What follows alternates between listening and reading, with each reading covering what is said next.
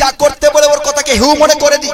পীর আসলে হাতে টাকাই তো এটাই জানি, কিন্তু পীর কি বলছেন ওটাতে আমাদের কোনো ধ্যান নেই। পীর আসলে শুধুমাত্র হাত চুমলেই হলো, পীর আসলে শুধুমাত্র বাড়িতে বসালেই হলো না বাবা।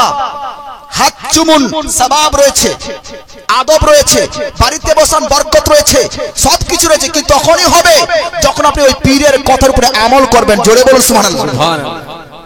পীরের কথার উপরে যদি আমল না করি তাহলে কিরকম আমরা মুরিদ হলাম। দেখুন কত বছর, 20টি বছর ধরে তিনি কি করেছেন, তিনার সেবা করেছেন। শর্টকাটে যাই, এবার হযরতে খাজা উসমান হারুনি রাদিয়াল্লাহু তাআলা আনহু এরকম সফর করতে করতে উনাকে হজের সফরে নিয়ে গেছেন। জোরে বলুন সুবহানাল্লাহ। সুবহানাল্লাহ। কোথায় নিয়ে গেছেন? হজের সফরে নিয়ে গেছেন। হজের সফরে যাইবার পরে যখন কাবা শরীফের তাওয়াফ করলেন, কাবা শরীফের বকলে হাতিম বলে একটি জায়গা রয়েছে, ওই হাতিমের কাছে গেছেন। যাইবার পরে তখন তিনি আল্লাহ তাবারক ওয়া তাআলাকে এরকম হাত দিয়ে বলছে, আল্লাহ এই খাজাকে তুমি কবুল করে নাও। জোরে বলুন সুবহানাল্লাহ। সুবহানাল্লাহ। তুমি কবুল করে নাও। কিতাব প্রমাণ রয়েছে, যখনই হযরত খাজা উসমান হারুনি রাদিয়াল্লাহু তাআলা আনহু আল্লাহকে বললেন, হে আল্লাহ তুমি খাজাকে কবুল করে নাও, গায়বী আওয়াজ আসলো, উসমান আমি তোমার খাজাকে কবুল করে নিয়েছি। জোরে বলুন সুবহানাল্লাহ। সুবহানাল্লাহ। খাজাকে কবুল করে নিয়েছি।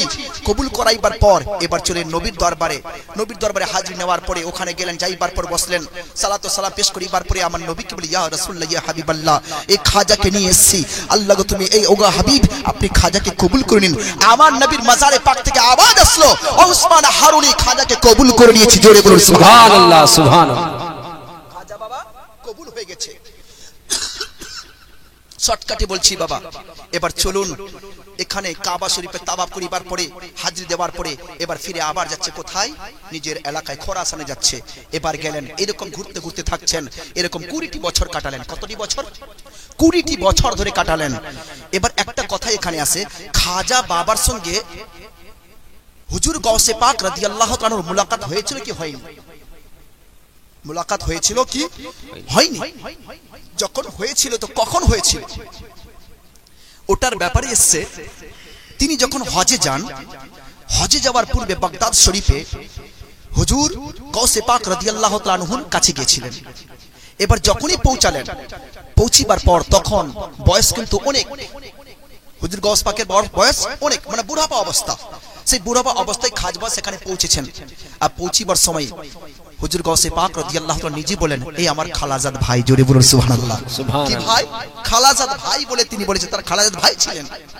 এবার তিনার সঙ্গে দেখা হলো, কথাবার্তা হলো, এবং বড় আমার খাস রুমে নিয়ে যাও, আমার খাস রুমে বসতে দাও। আর 3 দিন ধরে সেখানে থাকলেন। কদিন ধরে? 3 দিন ধরে। 3 দিন ধরে ওখানে থাকিবার পর এবার লাস্ট খাজা মুঈদ চিশতি সঞ্জিরি রাদিয়াল্লাহু তাআলা আনহুকে তখন গাউসে পাক তখন তার কাছে আসলেন। তিনি তখন নিজের সিনার সঙ্গে লাগালেন, লাগাইবার পরে বলে, হাসান ও আমার খালাজাদ ভাই, তুমি হজে যাচ্ছ, হজ থেকে ফিরে এসে তুমি আমাকে দেখতে পাবা না। সুবহানাল্লাহ। সুবহানাল্লাহ। হজ থেকে ফিরে এসে তুমি আমাকে দেখতে পাবা না, কিন্তু শুনো তোমাকে আল্লাহ কবুল করে নিয়েছে। জোরে বলুন না সুবহানাল্লাহ। সুবহানাল্লাহ। কবুল করে নিয়েছে। এ থেকে বোঝা গেল যে হুজুর খাজা বাবার হুজুর গাউসে পাক রাদিয়াল্লাহু তাআলার সঙ্গে সাক্ষাৎ হয়েছিল। জোরে বলুন সুবহানাল্লাহ। যাই হোক, হজে আসলেন, হজে এসে তখন কি গেলেন, ফিরে গেলেন। কিছুদিন থাকিবার পর এবার তখন 20 বছর কাটাইবার পর নিজের পীর মুর্শিদের সঙ্গে এবার পীর মুর্শিদ তখন বলে, হাসান যাও, তোমাকে আমি দিলাম, এবার তুমি মখলুকাতের সেবা করো। জোরে বলুন সুবহানাল্লাহ। হযরতে হাসান সঞ্জিরি রাদিয়াল্লাহু তাআলা আনহু এবার জীবনের মধ্যে চলে আসে আবার হজ করার জন্য মক্কা শহরে। জোরে বলুন সুবহানাল্লাহ। কোথায় আসছেন? মক্কা শহরে দ্বিতীয়বার আসছেন। এবার মক্কা শহরে যখনই দ্বিতীয়বার আসলেন, দ্বিতীয়বার আসিবার পর এবার তাওয়াফ করলেন। তাওয়াফ করিবার পরে এবার চলে গেলেন কোথায়, রাসূল করিম সাল্লাল্লাহু আলাইহি ওয়াসাল্লাম দরবারে গেলেন। যাইবার পরে ওখানে তিনি রাসূলের তখন জিয়ারত করতে করতে এমন কয়েকদিন হয়ে গেল, সেখানে থাকতে থাকতে এমন একদিন তিনি ঘুমন্ত অবস্থায় পড়ে গেছে, চোখ তিনার লেগে গেছে। লাগিবার পর রাসূল পাক সাল্লাল্লাহু আলাইহি ওয়াসাল্লাম তার স্বপ্নে চলে এসেছেন, বলছেন, বেটা হাসান উঠো। জোরে বলুন সুবহানাল্লাহ। বেটা হাসান ওঠ, বেটা হাসান তোমাকে আমি এইখানে নয়, বরং যেখানে কুফর ও শিরকের পথ আকীদা রয়েছে সেখান থেকে কুফর ও শিরক দূর করিবার জন্য, ভ্রষ্ট থেকে পথ আনার জন্য, ভালো পথে আনার জন্য আমি তোমাকে পাঠাচ্ছি। আজ তোমাকে আমি হিন্দুস্তানের বাদশা বলে ঘোষণা করছি। সুবহানাল্লাহ। নারে তাকবীর, নারে তাকবীর, নারে রিসালাত, খাজা মুঈনুদ্দিন চিশতি, নারে তাকবীর, আল্লাহু আকবার, নারায়ে রিসালাত। কি বলে? হিন্দুস্তানের রাজা, হিন্দুস্তানের খাজা বলে আমি তোমাকে ঘোষণা দিচ্ছি। হিন্দুস্তানের কথা তো শুনলেন, শুনিবার পরে খাজা বাবা বড় আনন্দ হলেন, জাগ্রত হলো হিন্দুস্তান এবং কবুল করে নিয়েছে। এটা তো বড় আনন্দ হলো যে আমাকে আমার নবী কবুল করে নিয়েছেন, আর হিন্দুস্তানে আমার জন্য যাবার জন্য, আমাকে যাবার জন্য বললেন। কিন্তু হিন্দুস্তান প্রথমবার নাম শুনলেন, হিন্দুস্তানে যাব কি করে, কেমন করে যাব, কি করে যাব? তিনার আবার চিন্তিত হয়ে গেল, এই অবস্থায় রয়েছে যে আমি যাব তো কি করে যাব? আবার তার চোখ দুটো লেগে গেল। চোখ দুটো লাগিবার পরে হঠাৎ করে আমার নবী আবার স্বপ্নে চলে এসেছে। আমার নবী আসিবার পরে এবার বললেন, ও মঈনুদ্দিন, ও মঈনুদ্দিন শুনো, হাসান সঞ্জিরি শুনো, তুমি হিন্দুস্তানে যাবা, তার জন্য তুমি এখন চিন্তা করছো আমি যাব কি করে। দেখো তোমার সামনে সমস্ত হিন্দুস্তান নকশা দিয়ে দিচ্ছি, তুমি যাবা তো যাও। এই দেখো এখান থেকে এখানে, এখান থেকে এখানে, অমুক যে অমুক তোমাকে যেতে হবে। এরকম করতে করতে তোমাকে হিন্দুস্তানের একটি জায়গা আজমির শরীফে সেখানে পৌঁছাতে হবে। জোরে বলো সুবহানাল্লাহ, সুবহানাল্লাহ। কোথায় পৌঁছাতে হবে? আজমির শহরে পৌঁছাতে হবে, আজমিরে পৌঁছাতে হবে। এবার চোখ খুললো, চোখ খুলিবার পর এবার তখন কি করলেন? হিন্দুস্তানের সফর শুরু করে দিলেন। জোরে বলুন সুবহানাল্লাহ। এবার হিন্দুস্তানে আসবে আমার খাজা বাবা হাসান সঞ্জিরি রাদিয়াল্লাহু তাআলা আনহু। এবার হিন্দুস্তানে আসবে, হিন্দুস্তানে আসবে তো কয়জনকে নিয়ে আসবে, কি রকম আসবে? এর জন্য তখন করলেন 40 জন ওলিকে সঙ্গে। জোরে বলুন না সুবহানাল্লাহ। কতজন ওলি? 40 জন ওলিকে সঙ্গে, 40টি ওলি আবার উনারি ওলি, উনারি মুরিদ। জোরে বলুন। 40 জন মুরিদকে নিয়ে তখন তিনি আসতে সফর শুরু করলেন। এবার সফর করতে করতে প্রথমে আসলেন খোরাসানে আসলেন। কোথায় আসলেন? খোরাসান। এবার খোরাসানে আসিবার পর এক জায়গায় 3টি ওলি বসে গল্প করছে। কি করছে? গল্প করছে। এবার গল্প করতে করতে ইতিমধ্যে সেখানে একটি ছোট বাচ্চা, 12 বছরের বাচ্চাকে একটা হাতে গ্লাস নিয়ে চলতে দেখলেন। কে? খাজা বাবা। এবার খাজা বাবা যখনই দেখলেন যে একটি ছোট বাচ্চা, 12 বছরের বাচ্চা একটা হাতে গ্লাস নিয়ে চলে যাচ্ছে, এবার তিনাকে দেখিবার পর, তিনার নাম অন্য কেউ, তিনার নাম ছিল কি? হযরত শামসুদ্দিন আলতামাস। জোরে বলুন সুবহানাল্লাহ, সুবহানাল্লাহ। তিনার নাম ছিল কি? সুলতান শামসুদ্দিন আলতামাস, যিনি ভারতের সুলতান হয়েছিলেন, ভারতের বাদশাহ হয়েছিলেন। তাকে দেখার পরে আমার খাজা বাবা সঙ্গে সঙ্গে বলে দিলেন, এই বাচ্চা একদিন এমন হবে যে ভারতের ইনি বাদশাহ হবেন। জোরে বলো সুবহানাল্লাহ। আর ইতিহাস আমাদের সাক্ষী দেয়, যাকে আমার হযরত হাসান সঞ্জিরি রাদিয়াল্লাহু তাআলা হিন্দুস্তানের বাদশা বলে তাকে আখ্যা দিয়েছিলেন, তিনি পরে হিন্দুস্তানের বাদশা হয়েছিলেন। জোরে বলো সুবহানাল্লাহ। তিনি অন্য কেউ না, তিনি কে? সুলতান শামসুদ্দিন আলতামাস। ইতিহাসে দেখবেন হযরতে সুলতান শামসুদ্দিন আলতামাস, তিনি বাদশা হয়েছিলেন, সুলতান, মানে কোথাকার? ভারতবর্ষের। ঠিক এটা একটা ওয়াকিয়া হয়েছিল। এবার খোরাসানে কিছুদিন থাকিবার পর ওখান থেকে রওনা হলো। রওনা হতে হতে একটি জায়গায় আসলেন যেটাকে বলা হয় সবজগার। কি বলা হতো? সবজগার বলে একটা শহর ছিল, এলাকা ছিল। সেই সবজগার শহরের মধ্যে যিনি ওখানকার মালিক ছিলেন তার নাম ছিল ইয়াদগার মোহাম্মদ। তার নাম ছিল কি? ইয়াদগার মোহাম্মদ। তিনি কি ছিলেন? শিয়া ছিলেন। কি ছিল? শিয়া। সে সুন্নি ছিল না, আর সে অতটা ভালো ছিল না, শিয়া ছিল, বড় খারাপ। আর ওই ইয়াদগার মোহাম্মদের একটি বাগ বা বাগান রাস্তার বগলে, মানে শহরের লাস্টের দিকে ছিল। এবার হযরতে হাসান সঞ্জিরি রাদিয়াল্লাহু তাআলা আনহু নিজের 40 জন ওলিদেরকে নিয়ে এবার ওখানে পৌঁছালেন। দেখছেন একটা বিরাট বড় একটা হাউস রয়েছে। কি রয়েছে? হাউস রয়েছে। সেই হাউস থাকিবার পরে ওই হাউসের কাছে গেলেন। ওখানে গিয়ে তিনি গোসল করলেন। কি করলেন? গোসল করলেন। গোসল করিবার পর 2 রাকাত নামাজ আদায় করলেন। কয় রাকাত? 2 রাকাত নামাজ আদায় করলেন। নামাজ আদায় করিবার পরে সেখানে তখন তিনি কোরআন পাকের তিলাওয়াতে বসে পড়লেন। জোরে বলুন সুবহানাল্লাহ। এইদিকে হযরতে হাসান সঞ্জিরি রাদিয়াল্লাহু তাআলা আনহু কোরআনে পাকের তিলাওয়াতে মগ্ন হয়ে গেছেন। ওইদিকে যার নাম ছিল ইয়াদগার মোহাম্মদ, সেই ইয়াদগার মোহাম্মদ কয়েকজনকে সৈন্যকে নিয়ে, তার যে সৈন্য সামন্ত ছিল, সৈন্য সামন্ত নিয়ে বাগের ভিতরে প্রবেশ করে গেছে। এবার যখনই বাগের ভিতরে প্রবেশ করলো, ওই বাগে আসিবার পরে দেখতে পেল কয়েকজন ফকিরকে দেখতে পেলেন, আবার ফকিরকে নামাজ পড়তে দেখতে পেলেন, ফকিরগণকে কোরআনে পাকের তিলাওয়াত করতে দেখতে পেলেন। দেখিবার পরে তার মিজাজ করা হয়ে গেল, ইয়াদগার মোহাম্মদের মিজাজ করা হয়ে গেল। মিজাজ করা হইবার পরে এবার তখন নিজের সৈন্যদেরকে বলছে, এই ফকিরদেরকে এই ঘরের মধ্যে আসতে কে বললো, এই বাগের ভিতরে ঢুকার কে তাদের আদেশ দিল। এবার যাইবার পরে খাজা বাবার দিকে তাকাইয়া বলে, ও মুসাফির ব্যক্তি, ও ফকির ব্যক্তি, তোমাকে এই বাগের ভিতরে ঢুকার পারমিশন কি দিল? এবার যখনই আমার খাজা বাবা হাসান সঞ্জিরি রাদিয়াল্লাহু তাআলা আনহু যখনই তার দিকে তাকাইছে, বাবা তাকাইবার পরে আমার খাজা বাবার শুধুমাত্র চোখের দৃষ্টি ওর চোখের সঙ্গে লাগলো। লাগিবার পর ওর শরীর তখন কাঁপতে শুরু করলো। এবার কাঁপতে কাঁপতে এমন হয়ে যায় ওই ইয়াদগার মোহাম্মদ বেহুশ হয়ে মাটিতে পড়ে যায়। এবার যখনই মাটিতে পড়ল, মাটিতে পড়িবার পর হুজুর খাজা বাবাই তখন আসলেন। আসিবার পরে তার মুখের উপরে কি করলেন? ছিটা মারলেন। এবার যখনই ছিটা মেরেছে, ছিটা মারিবার পর যখনই বেহুশ থেকে হোশে আসলেন, তার দিলের দুনিয়া পরিবর্তন হয়ে গেছে। জোরে বলুন সুবহানাল্লাহ। আরে খাজাকে দেখারই ছিল, দেখার সাথে সাথে ওই শিয়া ব্যক্তির মন পরিবর্তন হয়ে গেছে, তার ভিতরে খাজা বাবার মোহাব্বত জাগরণ হয়ে গেল। জোরে বলুন সুবহানাল্লাহ। এবার খাজার যে মোহাব্বত জাগরণ হয়ে গেছে, জাগরণ হইবার পরে তখন হুজুর আপনি আমাকে মাফ করবেন, আপনি আমাকে ক্ষমা করুন, আমি বড় বেয়াদবি করেছি। খাজা বাবা ঠিক আছে, তাহলে আপনি আমাকে মুরিদ করে দিন, আপনি নিজের সিলসিলাই করে নিন। তখন শিয়া থেকে, শিয়া মাযহাব থেকে তিনি সেটাকে ত্যাগ করে হুজুর খাজা বাবার ইসলামে আসলেন এবং তার মুরিদ হয়ে গেলেন। জোরে বলুন সুবহানাল্লাহ। কি হয়ে গেলেন? মুরিদ হয়ে গেলেন। এবার ওখান থেকে মুরিদ করিবার পর খাজা বাবা আবার রওনা নিলেন। রওনা হতে হতে চলছে বলখ নামক একটি জায়গায়, যেহেতু আসতে হবে, ঠিক আছে, বলখে চলে আসলেন। আসিবার পর বলখের মধ্যে একটা লোক ছিল যার নাম ছিল হাকিম জিয়াউদ্দিন। কি নাম ছিল? হাকিম জিয়াউদ্দিন। সে হাকিম জিয়াউদ্দিন বড় ছিল কি, নিজেকে মানে ফলসফি ছিল, আর নিজেকে বড় ভাবতো, আর ফকির টকির এগুলো মানতো না কিছু। সে সুফি কি ওলি কি কিছুই মানতো না। ও বড় হিকমতের উপর বড় কি ছিল, তারা মানে কি ঠাট বলছে, তার মাথার এত ছিল যে ফকিরদেরকে তিনি ফকির বলে ভাবতেন। যারা ফকির এরা কিছুই জানে না, এদের ভিতরে কোনো জ্ঞান নাই। আর এটার জন্য একটি তার বিরাট বড় বাগানও ছিল, আর বাগানের ভিতরে একটা সে মাদ্রাসা করেছিল, আর মাদ্রাসায় ওই ধরনের শিক্ষা দিত। কি ধরনের শিক্ষা? ওই ধরনের সে শিক্ষা দিত। এবার মাদ্রাসায় রয়েছে ওই শিক্ষা দিত। এবার ইতিমধ্যে আমার হাসান খাজা বাবা রাদিয়াল্লাহু তাআলা আনহু ওই বাগে পৌঁছে গেছেন। জোরে বলুন সুবহানাল্লাহ। ওই বাগে পৌঁছে গেছেন। পৌঁছিবার পর মুরিদকে বলল একটা পাখি শিকার করো। জোরে বলুন সুবহানাল্লাহ। কি বলে? একটা পাখি শিকার করো। একটি পাখি শিকার করানো হলো। পাখি শিকার করিবার পরে এবার বলল এক কাজ করো, এটাকে ভুনো, এটাকে ভুনো। এবার ভুনার জন্য বলেন। ইতিমধ্যে ওই হাকিম জিয়াউদ্দিন এসে পৌঁছে গেল তার বাগের মধ্যে। বাগের মধ্যে বসিবার পরে সে তখন দেখছে। এবার দেখার পরে এবার সেই পরিন্দা, যে ভুনা হওয়া পরিন্দা ছিল, সেটাকে আনানো হলো। আনিবার পর তখন বসলেন খেতে। ইতিমধ্যে হাকিম জিয়াউদ্দিন ওখানে বসলেন।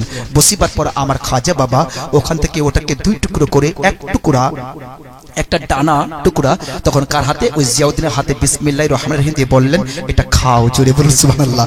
এটা খাও। এবার যখনই বলে এটা খাও, তখন জিয়াউদ্দিন কি করলেন? ওটা তখন খেতে শুরু করলেন। এবার এদিকে খেয়েছে, ওর দিনের দুনিয়া বদল হয়ে গেল। জোরে বলুন সুবহানাল্লাহ। দিনের দুনিয়া বদল হয়ে গেল। এবার খাওয়া মাত্রই তার এত পরিবর্তন হয়ে গেল। তখন পীর কাকে বলে ওটাও বুঝতে পারলো, ফকির কাকে বলে এটাও বুঝতে পারলো, আলিম কাকে বলে এটাও বুঝতে পারলো, এবার কি সুফি কাকে বলে এটাও বুঝতে পারলো। তখন সে তওবা করে নিল। জোরে বলুন সুবহানাল্লাহ। আর তওবা করিবার পরে বলছে তো হুজুর খাজা বাবা আপনি আমাকে মুরিদ করে দিন। জোরে বলুন সুবহানাল্লাহ। এবার ওনাকেও কি করলেন? মুরিদ করে দিলেন। কি করলেন? মুরিদ। এবার ওখান থেকে আবার রওনা। শর্টকাটে সব বলছি আমি, ঠিক আছে? এবার ওখান থেকে রওনা, বোঝা যাচ্ছে তো সবকিছু যে কেমন হিন্দুস্তানে পৌঁছেছিলেন, ঠিক আছে? এবার ওখান থেকে রওনা হতে হতে এত বড় পাহাড় পর্বত জঙ্গল সবগুলো পার করতে করতে আবার এটাও এসছে তিনার কাছে যে জুতা ছিল, কোনো কোনো জায়গায় দেখে জুতোও ছিঁড়ে গেছিল। কি ছিল? জুতা ছিঁড়ে গিয়েছিল, জুতা মোবারক। আবার তার সে দেখা যায় যে এক জায়গায় চোট লেগে তিনার রক্ত বের হয়েছিল। যে বিভিন্ন সফর, বড় কষ্টের সফর। হিন্দুস্তানের মধ্যে ইসলাম এমন প্রচার হয়নি, হিন্দুস্তানের মধ্যে ইসলাম বড় কষ্টে প্রচার হয়েছে। জোরে বলুন সুবহানাল্লাহ। বড় কষ্টে প্রচার হয়েছে। আজ আমরা হিন্দুস্তানি নিজেকে মুসলিম বলে করার দিচ্ছি একমাত্র খাজা বাবার দান। জোরে বলুন সুবহানাল্লাহ। কার দান? খাজা বাবারই দান রয়েছে। আজ আমরা নিজেকে মুসলমান বলে পরিচয় দিই, আজ আমরা ওলি আল্লাহদের মোহাব্বতকারী বলে পরিচয় দিই। একটাই দান, সেটা হলো খাজা বাবার দান। খাজা বাবা রাদিয়াল্লাহু তাআলা আনহু এবার আস্তে আস্তে চলে আসলেন পাকিস্তানে। জোরে বলুন সুবহানাল্লাহ। কোথায় আসলেন? পাকিস্তান, লাহোরে এসে পৌঁছালেন। এবার যখন লাহোরে পৌঁছালেন, লাহোরে পৌঁছিবার পর লাহোরে বিরাট বড় একটি পীরের মাজারে পাক ছিল, দাতা গঞ্জ বখশ। দাতা গঞ্জ বখশ, এই দাতা গঞ্জ বখশ বিরাট বড় ওলি, তিনার মাজারে পাক ছিল। খাজা বাবা তার মাজারে এসে জিয়ারত করলেন। জোরে বলুন সুবহানাল্লাহ। কি করলেন? কি প্রমাণ হলো এটা থেকে? আবার কবর জিয়ারত করা যায়। জোরে বলুন সুবহানাল্লাহ। খাজা বাবা নিজেই কবরের জিয়ারত করলেন। খাজা বাবা যখনই জিয়ারত করেন তাহলে বুঝা গেল কবর জিয়ারত করা খাজা বাবার সুন্নাত। সুবহানাল্লাহ। তাহলে কবর জিয়ারত করা, মাজারে পাকে যাওয়া, এটা হচ্ছে ওলিদের সুন্নত। হযরতে খাজা মঈনুদ্দিন চিশতি সঞ্জিরি রাদিয়াল্লাহু তাআলা আনহু এবার দাতাগঞ্জ বক্স দরবারে একদিন নয়, দুই দিন নয়, তিন দিন নয়, চার দিন নয়, তিনি কয়েক মাস ধরে সেখানে তিনি জিয়ারত করলেন। কয়েক মাস ধরে সেখানে থাকিবার পর এবার তখন রওনা হচ্ছে সেখান থেকে দিল্লিতে। কোথায় রওনা হবে? দিল্লিতে। এবার দিল্লির পথে আসলেন, বড় কষ্ট করে দিল্লির পথে আসলেন। এবার দিল্লি থেকে রওনা হচ্ছেন আজমির শরীফে। জোরে বলুন না সুবহানাল্লাহ। সুবহানাল্লাহ। কোথায় পৌঁছাচ্ছেন? আজমির শরীফে পৌঁছাবেন। অনেক ঘটনা রয়েছে বিচে বিচে, আমি শর্টকাটে বলছি, তো কেরামতে কিছু বলতে হবে। হযরতে খাজা মঈনুদ্দিন চিশতি সঞ্জিরি রাদিয়াল্লাহু তাআলা আনহু এরকম করতে করতে কোথায়? আজমির শরীফে পৌঁছাবে। তো দিল্লি থেকে আজমির পর্যন্ত যে রাস্তাগুলো আছে, বড় পাহাড় জঙ্গলের রাস্তা ছিল। কি ছিল? বড় পাহাড় এবং জঙ্গল রাস্তা, বড় কঠিন রাস্তা ছিল। শুনতে চান না বাবা? না শেষ করে দিন। জোরে বলুন সুবহানাল্লাহ। সুবহানাল্লাহ, আলহামদুলিল্লাহ, আল্লাহু আকবার। তো যাই হোক, হযরতে হাসান সঞ্জিরি খাজা বাবা রাদিয়াল্লাহু তাআলা তখন আসছেন। এবার আমাদের এই ভারতের বুকে একটি বাদশা বারবার হামলা করেছিলেন, তার নাম ছিল শাহাবুদ্দিন গৌরী। তিনি বারবার কি করেছেন? হামলা করেছিলেন ভারতে, ভারতকে আক্রমণ করে, মানে তার উপরে ই করে, ঠিক আছে, জয় লাভ করার জন্য, কিন্তু পারেননি। এবার যেহেতু বারবার এসছে, এবার আসিবার পরে কিছু কিছু তার সৈন্য ভটকে গেছে, মানে এসছে এদের চলে যাচ্ছে কিনা। তো এমন করে একটি সৈন্য এমন হয়েছে যে দিল্লি থেকে আজমির শহরে যে যাবে, ওর বিচের মধ্যে জঙ্গল, একটি জঙ্গলের মধ্যে একটা সৈন্য ভটকে গেছে, একটি সৈন্য ভটকে গেছে, রাস্তা ভুলে গেছে, যাবো তো কি করে যাবো। ইতিমধ্যে খাজা বাবা এবং তার 40 জন সহচর, 40 জন ওলিকে নিয়ে তিনি কি ওই দিল্লি থেকে নিয়ে আজমির শহরে যে আসছেন, ওই জঙ্গলে পৌঁছেছেন। এবার যখনই ওই জঙ্গলে পৌঁছিবার পরে যখনই খাজা বাবাকে ওরা দেখলেন, ওরা তো জানে না এটা খাজা বাবা। এবার দেখছে মুসলমান, আমিও মুসলমান, ওনারাও মুসলমান। এবার তিনি তখন ভটকে ভটকে আসতে দৌড়াতে ওদের কাছে আসলেন। আসিবার পরে বলেন, আপনারা কোথায় যাচ্ছেন? বলছে আজমিরে। জোরে বলুন সুবহানাল্লাহ। সুবহানাল্লাহ। কোথায় আছি? আজমিরে যাচ্ছি। এবার আজমিরে যাওয়ার জন্য যেহেতু বলেছেন, এই জন্য বলছেন না, আজমিরে যাবেন না, আপনারা আজমিরে যাবেন না। আপনারাও মুসলিম, আমিও মুসলিম। আমি এসেছিলাম শাহাবুদ্দিন গৌরীর সঙ্গে, এখানে এসেছিলাম, কিন্তু আমরা শিক্ষা খেয়েছি, আমাদের সৈন্যরা চলে গেছে, আমি পথভ্রষ্ট হয়ে এখানেই পড়ে রয়েছি। আমি যাব কি রকম আপনাদের দেখে আসলাম, কিন্তু আপনাদের একটা অনুরোধ করি, রিকোয়েস্ট করি, আপনারা আজমিরে যাবেন না। আজমিরের যে বাদশা রয়েছে, ও বিরাট বড় জালিম, বিরাট বড় খারাপ, ও কাউকে ছাড়ে না, ওরা দেখলেই আপনাদের কতল করতে পারে, আরো কিছু করতে পারে, আপনি যাবেন না। এরকম যখনই বললেন, বলিবার পরেই হযরতে খাজা মঈনুদ্দিন চিশতি সঞ্জিরি রাদিয়াল্লাহু তাআলা আনহু বললেন, তোমরা কার সঙ্গে ছিলা বলো? বললেন শাহাবুদ্দিন গৌরীর সঙ্গে এসেছিলাম।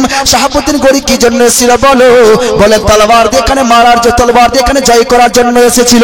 কারো হুকুম নিয়ে এসেছিল বলো? বলতে কারো হুকুম নিয়ে আসেনি। তখন খাজা বাবা বললেন, শুনো, আমি কারো হুকুম নিয়ে আসিনি, আমাকে আমার আল্লাহ এবং রাসূল পাঠিয়েছে। খাজা বাবাকে আল্লাহ পাঠিয়েছেন, খাজা বাবাকে রাসূল পাঠিয়েছেন। গৌরী এসেছিল তলোয়ারের বলবুতে এখানে জয় করার জন্য, কিন্তু আমার খাজা বাবা আসেন আল্লাহ তাবারক ওয়া তাআলা ও রাসূলের ঈমানের দৌলত নিয়ে, তার তলোয়ার নিয়ে জয় করার জন্য। খাজা বাবা বিভিন্ন কথা বললেন, কথা বলিবার পরে বললেন, চলো আগে চলো। এবার আগে চলতে লাগলো বাবা, আগে চলতে চলতে চলতে চলতে চলতে চলতে চলতে চলতে আজমির শহরে পৌঁছলেন। আজমির শহরের বাইরে একটি বড় গাছ ছিল, ওই গাছের নিচে তারা সাহারা নিলেন। এবার সাহারা যখনই নিলেন, নইবার পরেই সকালবেলা সেখানে পৌঁছালো। পৌঁছিবার পরে তখন কিছু মানুষ আসলেন। সেই যে আজমির শহর রয়েছে, সেই আজমির শহরের বাদশা যিনি ছিলেন, তার নাম হলো পৃথিবীরাজ। তার নাম কি ছিল? পৃথিবীরাজ। সে পৃথিবীরাজ সেখানকার বাদশা ছিলেন, সেখানকার রাজা ছিল। এবার যখন সেখানকার রাজা, তো ওই যে গাছটার নিচে যে বসেছেন, এটা যদিও আপনারা শুনেছেন, তবু একটু শুনুন, যেহেতু আমি সিরিয়াল হিসাবে বলছি। এবার ওখানে আসিবার পর বসলেন। এবার রাজার কিছু সৈন্য এসে বললেন, ও ফকির, এখান থেকে উঠো, এখান থেকে চলে যাও। বলছে কেন? এই জন্য কি এখানে আমাদের পৃথিবীরাজের যে উটগুলো রয়েছে, উটগুলোর বসার জায়গা, এখানে ওরা বসবে, তোমরা এখান থেকে উঠে যাও। এবার যখনই বললেন, খাজা বাবা এবার উঠছেন আর বসছেন, তোমাদের উট এখানেই বসে থাক। সুবহানাল্লাহ। তোমাদের উট এখানেই বসে থাক। এবার ওইখান থেকে হেঁটে খাজা বাবা চলে গেলেন আনা সাগর, যেখানে আছে কিনা আনা সাগরের কাছে। কার কাছে গেলেন? আনা সাগরের কাছে। সেখানে বড় বড় মন্দির রয়েছে, আবার বিরাট বড় বড় মন্দির, চতুর্দিকে মন্দিরে মন্দির ছিল। ওই জায়গায় গিয়ে তিনি বসবাস করলেন। আর এইদিকে যে উটকে যে বলেছে উট বসো, এবার এদিক যখন সন্ধ্যা হলো, সন্ধ্যার সময় সমস্ত উট এসে সেখানে বসে গেছে। এবার সন্ধ্যা হলো, সন্ধ্যার সময় উট বসে গেছে। যখনই বসেছে মনে হয় মাটি তাদেরকে কামড়ে নিয়েছে, মাটি তাদের ধরে নিয়েছে, কামড়ে নিয়েছে, আর উঠ উঠতে পারে না। সকাল হলো বাবা, সকাল হইবার পরে যারা উট চালক ছিল, যারা রাখওয়ালি ছিল, ওরা চলে আসলো ওখানে। ওখানে আসিবার পরে এবার উটকে উঠাতে শুরু করলো, কিন্তু উট উঠে না। যখনই উট উঠলো না, না উঠিবার কারণে এবার সঙ্গে সঙ্গেই ওই তখন রাখওয়ালেরা চলে গেল পৃথিবীরাজ বাদশার কাছে। পৃথিবীরাজ রাজার কাছে গেলেন, যাইবার পরে বললেন, ও আমাদের রাজা, আমরা যে উটগুলো যেখানে বসিয়েছিলাম সেই জায়গায় কালকে একটি ফকির এসেছিল, ফকির এখানে বসেছিলেন, কিন্তু আজকে দেখা যায় ওখান থেকে আমরা উঠিয়ে দিয়েছিলাম, আর তিনি বলেছিলেন উটগুলো বসেই থাক। এখনো পর্যন্ত আমাদের উট বসে রয়েছে, উটগুলো উঠার নাম নেই না। এত হাজার মারি উঠতে পারে না, হাজার বলে উঠতে পারে না, উট এখনোই বসে রয়েছে। তখন ওই পৃথিবীরাজ বলল, যার সঙ্গে তোমরা বেয়াদবি করেছো ওকে গিয়ে বলো, ওর কাছে গিয়ে ক্ষমা চাও, ওর কাছে গিয়ে মাফি চাও। এবার সঙ্গে সঙ্গে তখন ওই পৃথিবীরাজের রাখওয়ালেরা চলে গেলেন খাজা বাবার দরবারে। খাজা বাবার দরবারে যাইবার পরে বলেন, হুজুর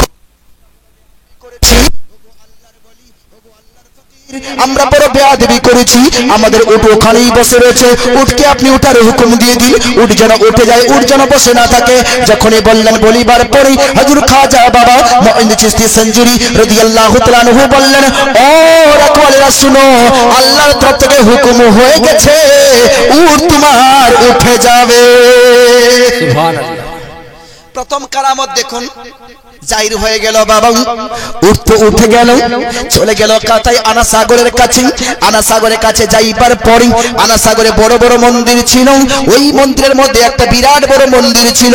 ওই বিরাট বড় মন্দিরে একজন পূজারী ছিলেন, বড় পণ্ডিত ছিলেন, তার নাম ছিল রামদেব। তার নাম ছিল কি? রামদেব। দেবতা বলে আর দেবতা সংস্কৃত শব্দের মধ্যে বলা হয় মেহমানকে। কি বলা হয়? মেহমানকে বলা হয়। এক তো দেবতাকে বলা হয়, আবার মেহমানকে বলা হয়। তো নাম ছিল রামদেব। আর রামদেব ছিল বিরাট বড় লম্বা উচ্চ বড় শক্তিশালী। আর কি ছিল? বড় জাদুঘরও ছিল, বড় তার কাছে সিফলি আমলও ছিল। সিফলি টিফলি যত রকমের মানে খারাপই রয়েছে ওর কাছে ভিতরে ছিল। এবার তো খাজা বাবা চলে গেছে, আনা সাগরের কাছে পৌঁছে গেছেন, আর ওখানে রয়েছেন। এবার পৃথিবীরাজের ওই যে উটগুলো তিনি যে বসিয়ে রাখলেন, পৃথিবীরাজ তখন কি মনে মনে চিন্তা করলো, এই ফকিরকে এখান থেকে হাঁটাতেই হবে, এই ফকিরকে এখান থেকে হাঁটাতেই হবে। এর আগে আমি একটা কথা বলে দিই, পৃথিবীরাজ যখন রাজা হয় তার মা তখন জীবিত ছিল। তার মা তখন কি ছিল? জীবিত ছিল। আর তার মা জীবিত থাকাকালীন নজুমিদেরকে নিয়ে একটা গবেষণা করেছিলেন। সে কি করেছিল যে আমার ছেলে রাজত্ব কতদিন চলবে, আমার ছেলে রাজত্ব কতদিন চলবে। তো নজুমিরা সবাই মিলে একটা সিদ্ধান্ত দিয়েছিল যে তোমার ছেলের রাজত্বের মধ্যে একটা ফকির আসবে। জোরে বলুন সুবহানাল্লাহ। সুবহানাল্লাহ। একটা ফকির আসবে, আর সেই ফকিরকে তোর ছেলে যদি সম্মান দেয়, ভালো কিছু করে, তাহলে তোর ছেলে রাজত্ব টিকবে, নচেত তোর ছেলে রাজত্ব টিকবে না। এবার যখনই বলেছিলেন ওই কথাটা, পৃথিবীরাজের আম্মি জান নিজের ছেলেকে বলেছিল, বেটা তোমার যুগে কিন্তু একটি ফকির আসবে, সেই ফকির আসিবার পরে ফকিরকে কখনো তুমি বেয়াদবি করো না, ফকিরের সঙ্গে তুমি কখনো লাগিও না, ওকে যেরকম হয় সম্মান দিবা, সম্মান দিলে তোমার এই রাজত্ব টিকে থাকবে, নচেত তোমার রাজত্ব নষ্ট হয়ে যাবে। এবার এটা কথা বলেছিলেন, কিন্তু পৃথিবীরাজ ঘমণ্ডে এসে তিনি আর ফকিরকে চিনতে পারলেন না। জোরে বলুন সুবহানাল্লাহ। এই আমার ছিলেন ফকির খাজা বাবা রাদিয়াল্লাহু তাআলা আনহু।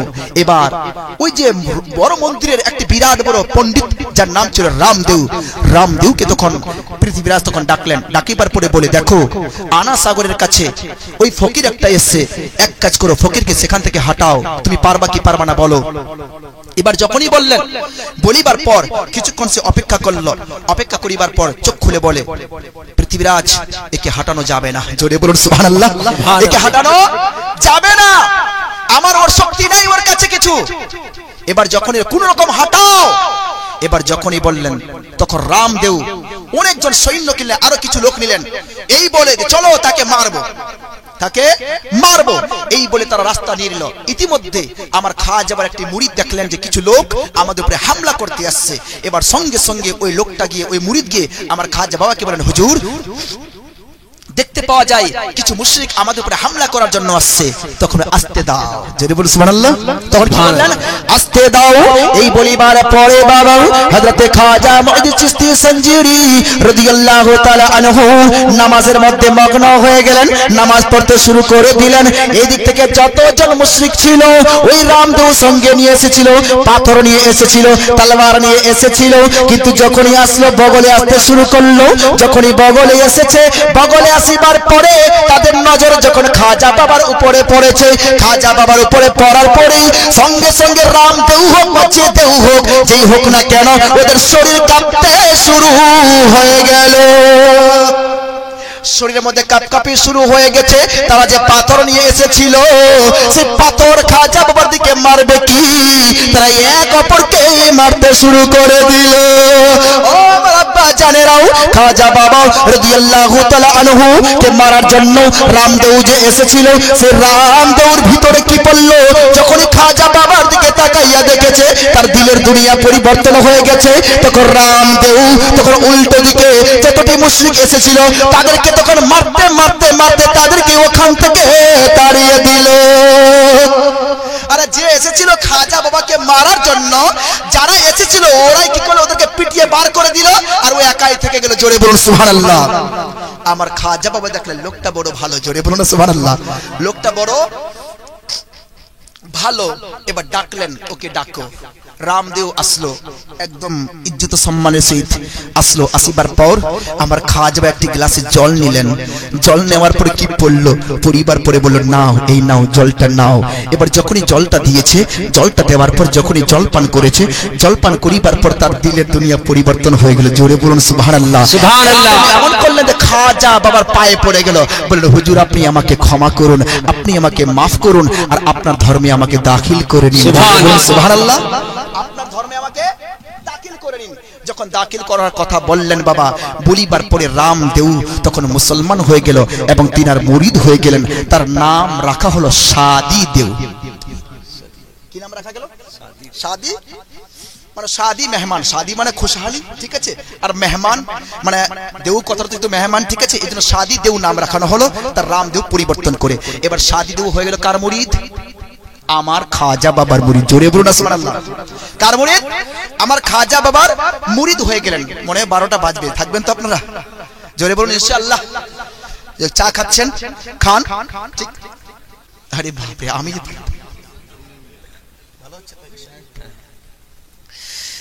জোরে বলুন সুবহানাল্লাহ। একবার বল আলহামদুলিল্লাহ, আল্লাহু আকবার, একবার দরুদ পড়ে আল্লাহুম্মা সাল্লি আলা সাইয়্যিদিনা মাওলানা মুহাম্মাদ ওয়ালা আলিহি সাইয়্যিদিনা মাওলানা মুহাম্মাদ সাইয়্যিদিনা সাফিয়ানা নাবিয়ানা মাওলানা মুহাম্মাদ শামসুদ দোহা বদর দোজা মুহাম্মদ নবী আখিরি সাল্লাল্লাহু তাআলা আলাইহি ওয়াসাল্লাম। যেহেতু বাবা শর্টকাটে একটা জীবনের আকার বোঝাচ্ছে না, যা হচ্ছে মানে কমসে কম খাজা বাবার যে হিস্ট্রিটা কিছু আছে, খাকাটা আমাদের মাথায় ঢুকছে। জোরে বলুন সুবহানাল্লাহ। ঢুকছে কিনা মাথায় বাবা? মানে আমার ইচ্ছাই হলো এটা যে খাজা বাবা কি কেমন কেমন কি ওর খাকা যেন আমাদের মনে থাকে সারা জীবন, এরকম আপনাদের বলছি যেন আপনাদের মনে থেকে। জোরে বলুন ইনশাআল্লাহ। এবার দেখুন, রামদেও মুসলমান হয়ে গেল। কি হলো? মুসলমান হয়ে গেছে। এবার মুসলমান হইবার পর এবার পৃথিবীরাজের গস্সা আরো বেড়ে গেল, রাগ আরো বেরোয় বেশি, দ্বিগুণ হয়ে গেল, যে যাকে পাঠাচ্ছি সেই ওর দিকে চলে যাচ্ছে। জোরে বলুন সুবহানাল্লাহ। সেই ওর দিকে চলে যাচ্ছে। আরে নবী করিম সাল্লাল্লাহু আলাইহি ওয়াসাল্লামের দরবারে হযরত ওমরে ফারুককে পাঠালেন। জোরে বলুন সুবহানাল্লাহ। কাকে? ওমরে ফারুককে। কি জন্য? আমার নবীর গর্দান নেওয়ার জন্য। কি জন্য? ওরে আবু জেহেল, আবু লাহাব তোমরা পাঠাইলা আমার নবীর দরবারে এই জন্য যেন নবীর গর্দন নিয়ে আসে, তাই না? তো শুন, হযরত ওমর ফারুক রাত্রিবেলা ঘুমালেন। ঘুমাইবার পরে হযরত ওমর ফারুক কখনো ডান করট, কখনো বাম করট, কখনো ডান করট, কখনো বাম করট হচ্ছে। কখন সকাল হবে যে আমি মুহাম্মদের মাথা কাটবো আর আমি এত সোনা এত টাকা পাবো, এই তার ধীরের মধ্যে রয়েছে। সকাল হলো, নাঙ্গা তলোয়ার বের করলো, সব থেকে বড় যোদ্ধা আরবের বুকে, ওর মতো যোদ্ধা কেউ নয়। আরবের বুকে তার তলোয়ার যদি বের হয়ে যায়, বড় বড় বীর তার সামনে নাঙ্গা হয়ে যায়, কিন্তু তার সঙ্গে লড়াই করতে পারে না। জোরে বলুন সুবহানাল্লাহ। সেই উমরে ফারুককে হাতিয়ার করেছে কারা? আবু জেহেল। আবু জেহেল হাতিয়ার করে পাঠিয়েছেন। আবু জেহেল বসে বসে ভাবছে আজ তো মুহাম্মদ খতম। নাউজুবিল্লাহ মিন যালিক। নবীকে কতল করার জন্য, নবীকে শহীদ করার জন্য ওমরে ফারুক রাস্তা নিয়ে এনেছে। এখনো পর্যন্ত মুসলমান হননি, ইসলাম কবুল করেননি। রাস্তার মধ্যে আস্তে আস্তে একটি সাহাবীর সঙ্গে তার সাক্ষাৎ হয়ে গেল। জোরে বলো সুবহানাল্লাহ। সুবহানাল্লাহ। সাক্ষাৎ হইবার পরে সাহাবী তখন জিজ্ঞেস করে, ওমর কোথায় যাচ্ছ? উমর রেগে বলছে, ওই যে মুহাম্মদ যে দিনে নিজের ধর্ম প্রচার করছে, এক আল্লাহ বলে প্রচার করছে, আমাদের যতগুলো মাবুদ সমস্ত মাবুদকে সে বাতিল বলে করার দিচ্ছে, সেই মুহাম্মদকে কতল করার জন্য যাচ্ছি। তো সাহাবী হাসছে। জোরে বলুন সুবহানাল্লাহ। সাহাবী হাসছে, তার হাসি মুচকি হাসি উঠে গেল। উমর এত গর্জন নিয়ে বলতে, তুমি হাসছো? আমি ওকে কাটতেছি, তুমি জানো না আমি কে? আমি উমর। আমার सामने मक्कार बुकेर कोनो माए का लाल नहीं जो मेरे सामने खड़े हो जाए और मेरे साथ लड़े। मैं उमर हूँ, मेरी ताकत का क्या कहना। मेरी ताकत इतनी है कि तमाम अरब वाले मुझसे डरते हैं। मैं अबू बकर, मैं उमर आज मोहम्मद को कत्ल करने जा रहा हूँ। এই কথা যখনই বললেন হযরতে সাহাবী রাসূল তখন হাসলেন, মুচকি হাসি হাসলেন। মুচকি হাসি হাসিবার পরে এবার সাহাবীর উত্তর শুনুন। সাহাবী কি বলছে? উমর কি বলছে? উমর তুমি একা উমর কেন? তুমি শুধু আরবের একা উমর নয়, তোমার মতো যদি 14,000 উমর হয়ে যায় তবু আমার নবীর একটা চুল বাঁকা করতে পারবে না। জোরে বলো সুবহানাল্লাহ। বলছে কেন? বলছে এই জন্য কি জানো না? আরে আমার নবী এমন আল্লাহকে পূজে, এমন আল্লাহর ইবাদত করে যিনি হলেন এক ও অদ্বিতীয়। জোরে বলুন সুবহানাল্লাহ। তখন যখনই বললেন তারপরে বলিবার পরে বলছে, উমর আমার নবীর দরবারে পড়ে যাবা, প্রথমে নিজের বোন জামাইয়ের খবর নাও। জোরে বলুন, প্রথমে নিজের বোন জামাইয়ের খবর নাও। যখনই বললেন বলিবার পরে উমর বলছে কেন? বলে তোমার বোন জামাইও মুসলমান হয়ে গেছে। সুবহানাল্লাহ সুবহানাল্লাহ। এবার যখনই বললেন বোন জামাইও মুসলমান হয়ে গেছে, উমরে ফারুক রাদিয়াল্লাহু তাআলা গজবনাক হয়ে আর নবীর দরবারে না গিয়ে চলে গেল নিজের বোনের দরবারে। বোনের দরবারে যখনই গেলেন যাইবার পরে দেখছে দরজা বন্ধ রয়েছে। ভিতর থেকে একটি শব্দ শোনাচ্ছে, সেটা অন্য কোনো শব্দ নয়, সেটা হলো কোরআনের তিলাওয়াতের শব্দ। সুবহানাল্লাহ সুবহানাল্লাহ। শব্দ কোরআন পাকের তিলাওয়াতের শব্দ। আরে যার সামনে বড় বড় পণ্ডিত নষ্ট হয়ে গেছে, যার সামনে আবু জেহেলও এমন হয়েছে, যদি আবু জেহেল যদি নবী পাকের কোরআন পাকের তিলাওয়াত শুনতো, এবার শোনার পরে আবু জেহেলের দিল বলতো যে নবী সত্যি তুমি নবী আছো, কিন্তু তিনি গজবনাক হয়ে আবার সেখান থেকে চলে যেত। যখন বাড়িতে যেতেন সস্ত সত্যিকারে তিনি নবী আছে, সত্যিকারে তিনি নবী আছেন। জোরে বলো সুবহানাল্লাহ সুবহানাল্লাহ। কিন্তু তিনি নিজের সর্দারি ছাড়তে চাইতেন না, এই জন্য সে কলমা পড়তো না। ঠিক আছে, এবার ওমরে ফারুক চলে গেছে কোথায়? নিজের বোন জামাইয়ের দরবারে চলে গেছে। দেখছে ভিতর থেকে শব্দ আসছে কোরআনে পাকের তিলাওয়াতের শব্দ। হযরত ওমরে ফারুক রাদিয়াল্লাহু তাআলা আনহু তখন দস্তক দিচ্ছে, বোন দরজা খুলো, বোন দরজা খুলো। যখন এই শব্দ হয়েছে হযরত ওমরে ফারুকের বোন এবং জামাই শুনতে পেল যে আমার ভাইজান চলে এসেছে, বড় গজবনাক হয়ে এসেছে। এক কাজ করো, কোরআনে পাককে অন্য জায়গায় রেখে দাও, নচেত কোনো বেহুরমতি হতে পারে, আরো কিছু হতে পারে, আর তিলাওয়াত করবে না, এক জায়গায় রেখে দাও। এবার রাখানো হলো, দরজা খোলানো হলো। দরজা খুলিবার পরে এবার ওমরে ফারুক তখন প্রথমে জিজ্ঞেস করছে, বোন তুমি কি মুসলমান হয়ে গেছো? ও জামাই তুমি কি মুসলমান হয়ে গেছে? তারা বলে এক কথা, হ্যাঁ আমরা মুসলমান হয়ে গেছি। জোরে বলো সুবহানাল্লাহ। তার বোন বুঝতে পারছে আমার ভাই তলোয়ার নঙ্গা তলোয়ার নিয়ে রয়েছে, আমার গর্দন উড়াতে পারবে, কিন্তু তার বিশ্বাস রয়েছে, তার ভিতরে ঈমান রয়েছে। আল্লাহ তাবারক ওয়া তাআলা কোরআন পাকের মধ্যে ইরশাদ করে বলেছেন, ইজা জা আজালুহুম লা ইস্তাখিরু সাআতাও ওয়া লা ইস্তাকদিমুন। যখন মৃত্যু আসবে এক সেকেন্ড আগেও হবে না, এক সেকেন্ড পরে হবে না। মৃত্যু যদি হয় তো হয়ে যাবে, আর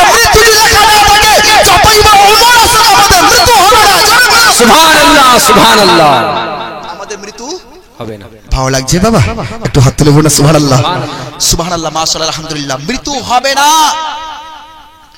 উমর যখনই বললেন মুসলমান হয়ে গেছো, বললেন হ্যাঁ মুসলমান হয়ে গেছি। হযরত উমরের বোন তখন বলল মুসলমান হয়ে গেছি। এবার সঙ্গে সঙ্গে উমর বলল বোন ইসলাম তুমি ছাড়ো, আমাদের বুতগুলিকে বাতিল বলছে, এই জন্য তুমি ইসলাম ছাড়ো। ইসলাম ঠিক নয়, ইসলাম কবুল করতে হবে না, ইসলামকে তুমি ছেড়ে দাও।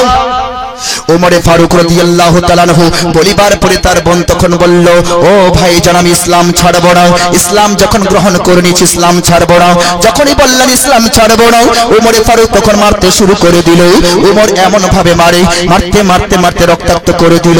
হযরত ওমরে ফারুকের বোন তখন বলে ও ভাই উমর তুমি আমাকে মারতে মারতে মারতে মারতে তুমি আমাকে মেরে ফেলো, আমার শরীরকে টুকরো টুকরো করে দাও, আমার শরীরকে টুকরো টুকরো করে দাও।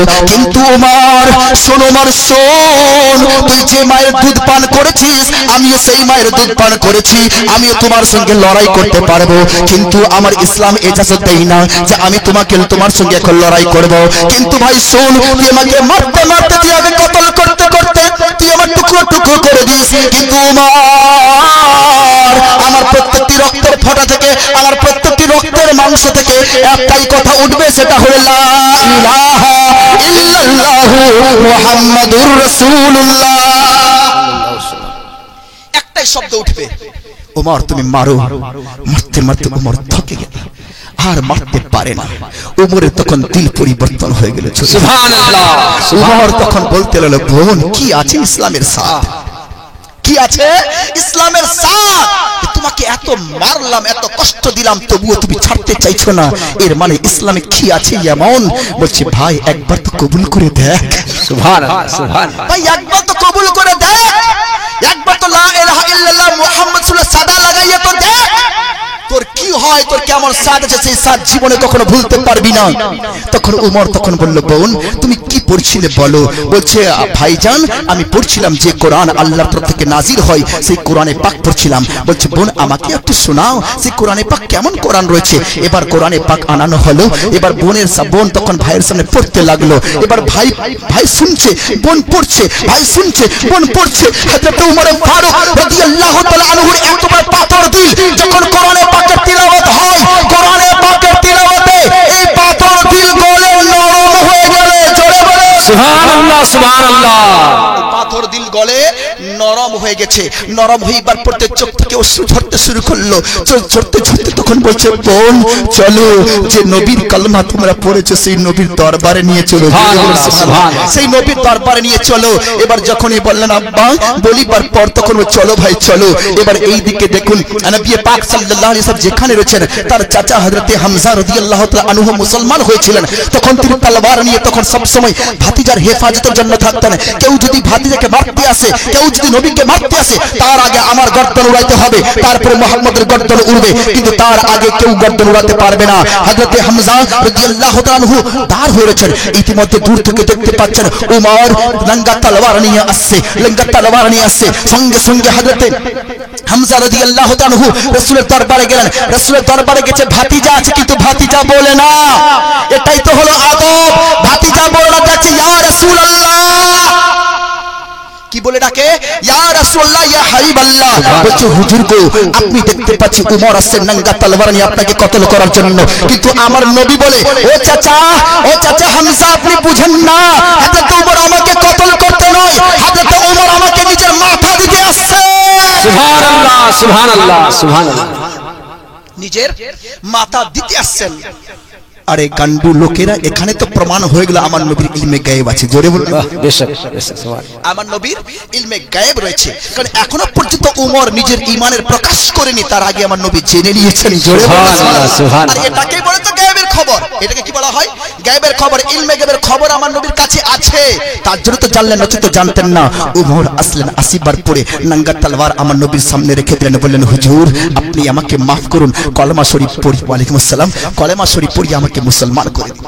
সুবহানাল্লাহ সুবহান কলেমা শরীফ পড়ি আমাকে মুসলমান করে দিন। দেখেন উমর এসেছিল আমার নবীর মাথা দেওয়ার জন্য, কিন্তু উমর নিচের মাথা দিয়ে দিল। সুবহানাল্লাহ সুবহান এই জায়গায় খাজা বাবার দরবারে রামদেব এসেছিল আমার খাজা বাবাকে মারার জন্য, কিন্তু নিজের মাথা নত করে খাজা বাবার দরবারে ইসলাম কবুল করে নিল। সুবহানাল্লাহ সুবহানাল্লাহ বুঝতে পারলেন মিলটা?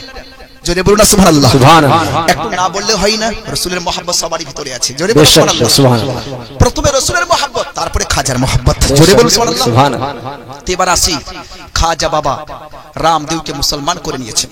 কি করলেন? মুসলমান করলেন। এইদিকে রামদেব মুসলমান হইবার পর, তার নাম সাদি দেউ হইবার পর পৃথিবীরাজের রাগ দ্বিগুণ হয়ে গেল। যখন দ্বিগুণ হলো হইবার পরে যতগুলো তার রাজার পরামর্শদাতা ছিল সবাইকে ডাকলো, এসো, এই ফকির মসজিদ আমাদের নষ্ট করে দিবে, আমাদের হিন্দুকে বরবাদ করে দিবে, সবাইকে মুসলমান করে দিবে, মুসলমান সংখ্যা বাড়তেই থাকবে, এর জন্য এসো। সবাই মশওয়ারায় বসলো। মশওয়ারায় বসিবার পর কি রকম ভাগা যাবে, কি রকম একে তাড়ানো যায়। তো কেউ কেউ বললো এক কাজ করো, জল ছাড়া কেউ বাঁচতে পারবে না, জল ছাড়া কেউ বাঁচতে পারবে না।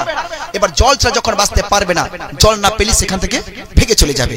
এক কাজ করো, ওদের উপরে জল বন্ধ করে দাও, জল বন্ধ করে দাও। কার উপরে? খাজার উপরে জল বন্ধ করে দাও। এটা কিন্তু এমনও আলামত, এজিদি আলামত। আপনারা যদি দেখেন বাবা, কারবালার ময়দানে চলেন, কারবালার ময়দানে জল বন্ধ করে দেওয়া হয়েছিল। আমি যদিও এটা ইশারা করতে চাই না, কিন্তু একটু বুঝাতে চাই যে খাজা বাবা এখানে কেমন করেছিলেন। ওখানে ইমামে হাসান, ইমামে হোসেন এবং তিনার পরিবার বর্গে কি করেছিলেন একটু তালমিল রাখবেন এবং মনে রাখবেন যে কিরকম কি রয়েছে। আজকাল কিছু বলে না যে ইমামে হোসেন সেখানে মজবুর ছিল। কি ছিল? মজবুর ছিল। বাবা মজবুর নয়, ইমামে হোসেন পরীক্ষা দিচ্ছিলেন। জোরে বলুন সুবহানাল্লাহ। সেখানে ছিল ইমামে হোসেনের পরীক্ষা। আর এখানে সামনে রয়েছে কুফফার, তাকে মুসলমান করার দায়িত্ব খাজা বাবার। জোরে বলুন সুবহানাল্লাহ। এই জন্য এখানে কারামত দেখাতে হবে, কারামত দেখাতে হবে। আর ওখানে যে জালিম ছিল, সেই জালিমের কারণে জালিমদেরকে নষ্ট করার জন্য ইমামে হোসেনকে পরীক্ষায় পাস হতে হবে। জোরে বলুন সুবহানাল্লাহ সুবহানাল্লাহ। এবার খাজা বাবার উপরে পানি বন্ধের একটা রায় হয়ে গেল যে খাজা বাবার উপরে আনা সাগরে জল চলে আমাদের, এই জন্য আনা সাগরে জলে পাহারা দিয়ে দাও। কি দিয়ে দাও? পাহারা দিয়ে দাও। যেরকম ভাবে হুসেনি খানদানের উপরে কারবালার ময়দানে ফোরাত নদীকে ইয়াজিদ পাহারা দিয়ে বন্ধ করে দিয়েছিলেন, আজ ভারতের বুকে আনা সাগরকে পৃথিবীরাজ খাজা বাবার উপরে পানি বন্ধ করে দিলেন, পাহারা লাগিয়ে দিল, যে পানি নিতে না পারে। পাহারা হয়ে গেছে, সমস্ত চতুর্দিকে তার সৈন্যরা লেগে গেছে যেন খাজা বাবার কোন সিপাহী, খাজা বাবার কোন মুরিদ যেন জল নিতে না আনতে পারে। এবার এটা রায় হয়ে গেছে। সকাল হলো, সকাল হইবার সময় এবার চতুর্দিকে সিপাহী লেগে গেছে, জল আনতে গেছে। যখন জল আনতে গেল, একটি মুরিদ গেছে, জল আনতে যাওয়ার পরে ওরা জল দিবে না, ফিরিয়ে দিল। জল না দেওয়ার পরে যখন ফিরিয়ে দিলেন, খাজা দরবারে এসে হাজির হয়ে বলেন, হুজুর তারা জল বন্ধ করে দিয়েছে, কি করবে এখন? ওরে চিন্তা করো না। জোরে বলুন সুবহানাল্লাহ। চিন্তা করো না। যখনই বললেন চিন্তা করো না, সমস্ত মুরিদগণ সেখানে রয়েছেন। নতুন মুরিদ হলেন রামদেও, যার নাম ছিল সাদি দেউ। এবার ওকেই তখন ডাকলো, বলে ও সাদি দেউ এখানে আসো, আমার লোটাটা নাও, লোটাটা নিয়ে যাও। সেখানে যাইবার পরে জলটাকে বলবা, ও আনা সাগরের জল, তোমাকে খাজা ডেকেছে চলো। যখনই বললেন ও আনা সাগরের জল, তোমাকে খাজা ডেকেছে চলো, এবার ওই সাদি দেউ তখন লোটা নিল। লোটা নইবার পরে চলে আসলো আনা সাগরে। আনা সাগরে আসিবার পরে এবার উনি যেহেতু ওদেরই মধ্যে ছিল, উনি চলে গেলেন। যাইবার পরে লোটা তখন জলে রেখে দিয়েছে। রাখিবার পরে তখন বলল, ও আনা সাগরের জল, আমি তোমাকে নিতে আসিনি, তোমাকে খাজা ডেকেছে, তাড়াতাড়ি করে আ। সুবহানাল্লাহ সুবহানাল্লাহ। প্রমাণ রয়েছে কিতাবের বুকে, যখনই খাজা বাবার নাম নিয়ে জলকে ডাকলো, ওই জল আর আনা সাগরে থাকলো না, একদম সেকেন্ডের মধ্যে সমস্ত জল ওই লোটার ভিতরে চলে আসলো।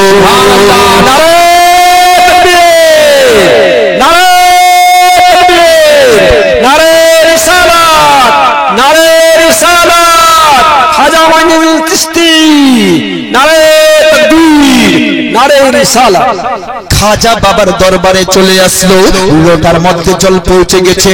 ও বাবা জানেন কিতাবের মধ্যে কি বর্ণিত রয়েছে? কিতাবের মধ্যে বর্ণিত রয়েছে আব্বা যখন খাজা বাবার নামটা নিয়ে আনা সাগরকে বলে, ও আনা সাগরের জল তোমরা সবাই এই মধ্যে চলে আসো। কিতাবের মধ্যে বর্ণিত রয়েছে ওই জায়গায় যতগুলো পুকুর ছিল বাবা, একটাও পুকুরে জল ছিল না। যত জল ছিল সব জল বন্ধ হয়ে গেল। ওরে পৃথিবীরাজ, তুমি খাজার উপরে জল বন্ধ করেছিলে, খাজা তোমার সমস্ত সমাজের উপরে জল বন্ধ করে দিলে। একেই বলে ওলির পাওয়ার। ও ওয়াহাবিগণরা, তোমরা বুঝতে পারো না ওলিদের কত বড় মর্যাদা, ওলিদের কত বড় মর্যাদা, ওলিদের কত বড় পাওয়ার। দেখো কমসে কম আমাদের হিন্দুস্তানের রাজা খাজা বাবার ইকরামত গুলো দেখে নাও, কত বড় ইনাদের পাওয়ার রয়েছে। তাহলে ইনাদের যদি এত পাওয়ার থাকতে পারে, তাহলে আমার নবীর পাওয়ার কত। জোরে বলুন সুবহানাল্লাহ, একটু হাত উঁচু করে বলুন সুবহানাল্লাহ। ভানাজি আমার শুনুন, তাহলে কি হচ্ছে শুনুন, এবার চতুর্দিকে সমস্ত জল বন্ধ হয়ে গেছে, কোন জায়গায় আর জল নয়, সব নদী জল বন্ধ, সব নদীর জল শুকিয়ে গেছে, সব পুকুরের জল শুকিয়ে গেছে। কিতাবের মধ্যে এটাও বর্ণিত রয়েছে। এটাই নয়, যতগুলো মা ছিল, মাদের যে স্তনে যে দুধ ছিল, কোন মায়ের স্তনে দুধ নাই। সুবহানাল্লাহ, কোন মায়ের স্তনে দুধ নাই। মাদের স্তন থেকে দুধ শুকিয়ে গেছে, বাচ্চারা অনাহারে কাঁদিছে, জল জল জল, কেউ বলে দুধ দুধ দুধ, কিন্তু কোন মায়ের দুধে দুধ নেই, কোন মায়ের স্তনে দুধ নেই, দুধ বন্ধ হয়ে গেছে। এবার খাজা বাবার লোটাই তো জল নিয়ে চলে এসেছে। এবার সাদি দেউ চলে এসেছে খাজা বাবার দরবারে। খাজা বাবাকে সেই জলের তখন বর্তন দিয়ে দিল। এইবার পরে বাবা শুনুন, যেহেতু চতুর্দিকে জল বন্ধ হয়ে গেছে, এই জন্য যত আজমির শহরে যত মানুষ ছিল সবাই তখন দৌড়াতে দৌড়াতে রাজার কাছে চলে আসলো। রাজাকে বলো, রাজাজি আমাদের পানি বন্ধ হয়ে গেছে, না কোনো রান্নার জন্য জল, না কোনো খাওয়ার জন্য জল, না কোনো কাপড় ধোয়ার জন্য জল। এটাই নয়, যতগুলো মা রয়েছে কোন মায়ের স্তনে আর দুধ নেই। আপনি যে কোনো তাড়াতাড়ি করে ব্যবস্থা করুন। সুবহানাল্লাহ, জোরে বলুন সুবহানাল্লাহ। সেই খাজার দিওয়ানা হয়ে আমরা এখানে আছি, খাজার দিওয়ানা হয়ে এখানে আছি। খাজা বাবার এবার তো খাজা রয়েছে নিজের কাছে। এবার পৃথিবীরাজের কাছে সবাই তখন নালিশ নিয়ে চলে এসছে। এবার পৃথিবীরাজ তখন কি করবে? সবারই কথা মতো পৃথিবীরাজকে আমার খাজার কাছে আসতে হলো। জোরে বলুন সুবহানাল্লাহ। তুমি হতে পারো বিরাট বড় বাদশা, হতে পারে তোমার কাছে লক্ষ লক্ষ সিপাহী, কিন্তু তোমার কাছে যে খাজা এসছে যদি ওই সিপাহী নয়, আরে এমন একটি যার সঙ্গে আল্লাহ আছে, তার সিপাহীর কোনো প্রয়োজন হয় না। সুবহানাল্লাহ। সেই খাজা বাবা রাদিয়াল্লাহু তাআলা আনহু তখন কি করলেন জানেন? পৃথিবীরাজ তখন উঠে আসলো, একদম যেরকম ছোট বাচ্চার মতো মাজুরাতের সহিত আসতে হয় এরকম আসলো। আসিবার পরে বলছে, ও ফকির বাবা, এক কাজ করে রহম করুন, আমাদেরকে একটু জল দিন। জোরে বলুন সুবহানাল্লাহ। যে জল বন্ধ করেছিল সে জল আর চাইতে এসেছে কার কাছে? খাজা বাবার দরবারে। এবার খাজা বাবা যখনই পৃথিবীরাজ বলছে, দেখো আমি চাই না কে কাউকে কষ্ট করি, তুমি কাউকে কষ্ট দিও না, কোনো মানুষের উপরে জুলুম করিও না, কোনো মানুষকে কখনো কোথা থেকে হাঁটাইও না, তুমি এটা শিখে নাও আর যাও, তোমার এবার সবারই জন্য জলের ব্যবস্থা হয়ে যাবে। জোরে বলুন সুবহানাল্লাহ। এবার যখনই বলেন জলের ব্যবস্থা হয়ে যাবে, আবার ওই সাদি দেউকে ডাকলেন, বলে যাও এই লোটা, জলের লোটা গিয়ে তুমি ওখানে তুমি ঢেলে দাও। এবার ঢালার নিয়মটা দেখুন কিভাবে ঢালছে। এবার যখন ঢালতে গেছে, জল তো সেকেন্ডে চলে এসেছিল কোথায়? লোটাতে। হতে পারে এক লোটা জল, কতটা জল হতে পারে? আরে এক লোটা জল নবী করিম সাল্লাল্লাহু তাআলা আলাইহি ওয়াসাল্লাম যখন এরকম হাত বাড়িয়েছিলেন, হাত বাড়াবার সময় আমার নবীর এরকম ভাবে হাত থেকে জল বেরোতে শুরু হয়েছে, জলের নদী বয়ে চলে যাচ্ছে। সাহাবীদের বলেছে, সাহাবী এসো, যার যার জলের প্রয়োজন জল খাও, যার যার জলের প্রয়োজন জল নাও, যত আছে জল নাও। বলে একটাই নয়, আরে আমার নবীর হাত মোবারক থেকে এতটা জল বয়ে যাচ্ছিল, যত সাহাবী ছিলেন সমস্ত সাহাবী জল ভর করলো, কিন্তু আমার নবীর হাত থেকে জল বন্ধ হলো না। সুবহানাল্লাহ, সুবহানাল্লাহ। সেই নবীর তো নাওয়াসা হলেন খাজা বাবা। বেশক সেই নবীর নাওয়াসা খাজা বাবা। এই খাজা বাবা রাদিয়াল্লাহু তাআলা আনহু তখন বললেন সাদি দেবকে যাও এই জলটা তুমি ঢেলে দাও আনা সাগরে। এবার যখন আনা সাগরে ঢালতে গেছে, ঢালতেই আছে ঢালতেই আছে ঢালতেই আছে, আস্তে আস্তে আস্তে যেরকম আনা সাগর যেরকম টকবক করছিল, অতক্ষণ যতক্ষণ না হয় ততক্ষণ জল লোটা থেকে বন্ধ হলো না। সুবহানাল্লাহ সুবহানাল্লাহ।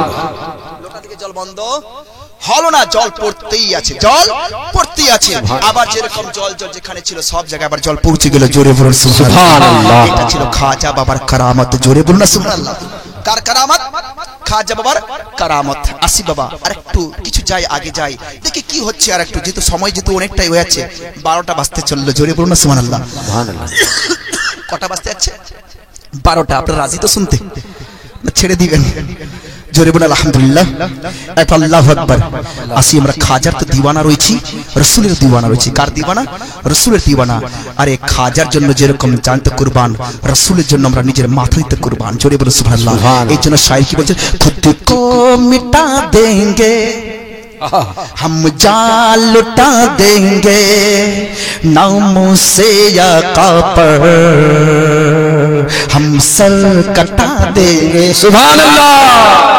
खुद को मिटा देंगे हम जान लुटा देंगे नामों से आका पर हम सर कटा देंगे नामों से आका पर हम सर कटा देंगे। लब्बैक लब्बैक लब्बैक या रसूल अल्लाह, लब्बैक लब्बैक या खाजा बाबा, लब्बैक लब्बैक लब्बैक या रसूल अल्लाह, लब्बैक लब्बैक लब्बैक या रसूल अल्लाह। हाजिर है हाजिर है हाजिर है हाजिर है हाजिर है हाजिर है हम खुद को मिटा देंगे हम जान लुटा देंगे खुद को मिटा देंगे हम जान लुटा देंगे नामों से आका पर हम सर कटा देंगे। सुभान अल्लाह। से आका पर हम सर कटा देंगे। लब्बैक लब्बैक लब्बैक या रसूल अल्लाह, लब्बैक लब्बैक लब्बैक या रसूल अल्लाह। हाजिर है हाजिर है हाजिर है हाजिर है हाजिर है हाजिर है। अरे करिया करिया बस्ती जिक्र नबी का आरो। अरे करिया करिया बस्ती बस्ती खाजर नमटा ऊंचा करो। करिया करिया बस्ती बस्ती जिक्र नबी का आम करो। ग्राम ग्राम पारा पारा नगर नगर नबीर नमटा ऊंचा करो। करिया करिया बस्ती बस्ती जिक्र नबी का आम करो। प्यारे आका के दीवानो हाथ में डाले हाथ चलो। नबी के हर दिल में तू जाके दीप जलाओ। अरे हुब्ब नबी के हर दिल में तू जाके दीप जलाओ।